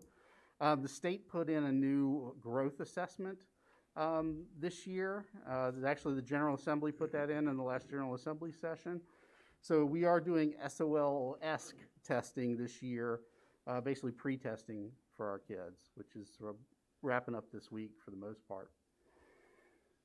So, no, I appreciate the information. It's good to know, where we finished last year, and it sounds like you've got a good strategy in place to help fill that, any gaps or any deficiencies, from the loss of learning that even though we had a significant amount of FaceTime instruction, we knew that there, would be a little bit of learning loss there. So I was add one thing, and Mr. Williams and I have talked about this, to the extent that that we as a school division invested in, from the get-go, having K-2 in school every day last year.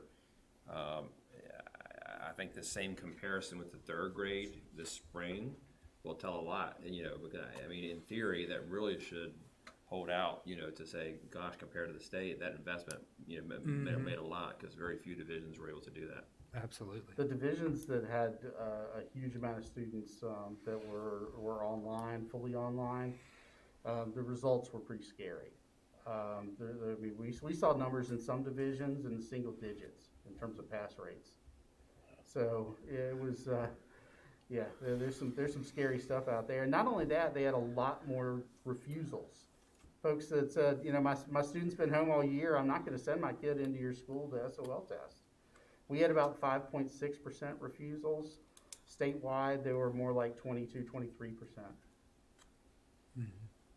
But that speaks to confidence that they had, that they would be successful if they sent their child to school to test. Thank you, Mr. Chairman. Yeah, I'll be honest, when I first opened this up and saw every number had a negative to it, I thought to myself, what that really speaks that we need to get these kids back in the classroom. And then when I got over the state average comparison, it helped show that what we did as a school district, I think, really paid off. And but it tells me that we need to get them back in the classroom and try to do all we can to keep them back in the classroom this year, because it's like I said, when I first opened that and saw those numbers, I thought that I think virtual everybody agrees. learning. We want those students in the classroom all year long for as much as we can get them. Yeah. Definitely. Mr. Weiler? Ben, you've done an excellent job, again, you know, disaggregating the data and looking at it, you know, from various angles. I really appreciate that. I'm particularly excited about two things that you talked about. One is the growth assessment, because if I understand it correctly, there are reports that you can generate there that go back to individual students, individual skills, so that teachers can have that information to do the other thing that I'm excited about, and that is the scaffolding, where you're going back and really hit foundational skills again for these students. You talked about math. I think it's important in math, you know, those foundational skills, but I think it's also important in reading, especially with concept development, you know. There's a difference between being able to read and being able to read, understand, comprehend, use the data. And if you look at the verbs that are associated with the standards for learning, very few of them are recall. Most of them involve taking in information, processing information, and doing something with that information, which is different from being able to decode words. And I think that, you know, the data that you're going to get from those growth assessments is going to be priceless in terms of teachers having that specific information. And once you get it down to an individual student, who knows what, who can do what, then pretty much the game's over. It's a matter of us, you know, working as hard as we can with the parents and the students to work on specific areas that we know they're going to benefit from. So I appreciate your efforts. I appreciate the efforts of the two people sitting over here. We had discussions this summer about what this fall was going to look like in terms of being able to really target instruction. And I think you're giving them the tools that they need to be able to do that in an effective way. Not that just we're going to go back and reteach, but we're going to reteach specifically what you need, you know, for you to be successful. And I think that's a great approach. It'll be successful. I look forward to seeing the numbers in the spring. Thank you. All right. Well, thank you. Thank you. Thank you always. You're always very thorough. Mr. Williams, we appreciate you. Thanks. All right. So with that being said, yes, we're adjourned. Thank you for everything.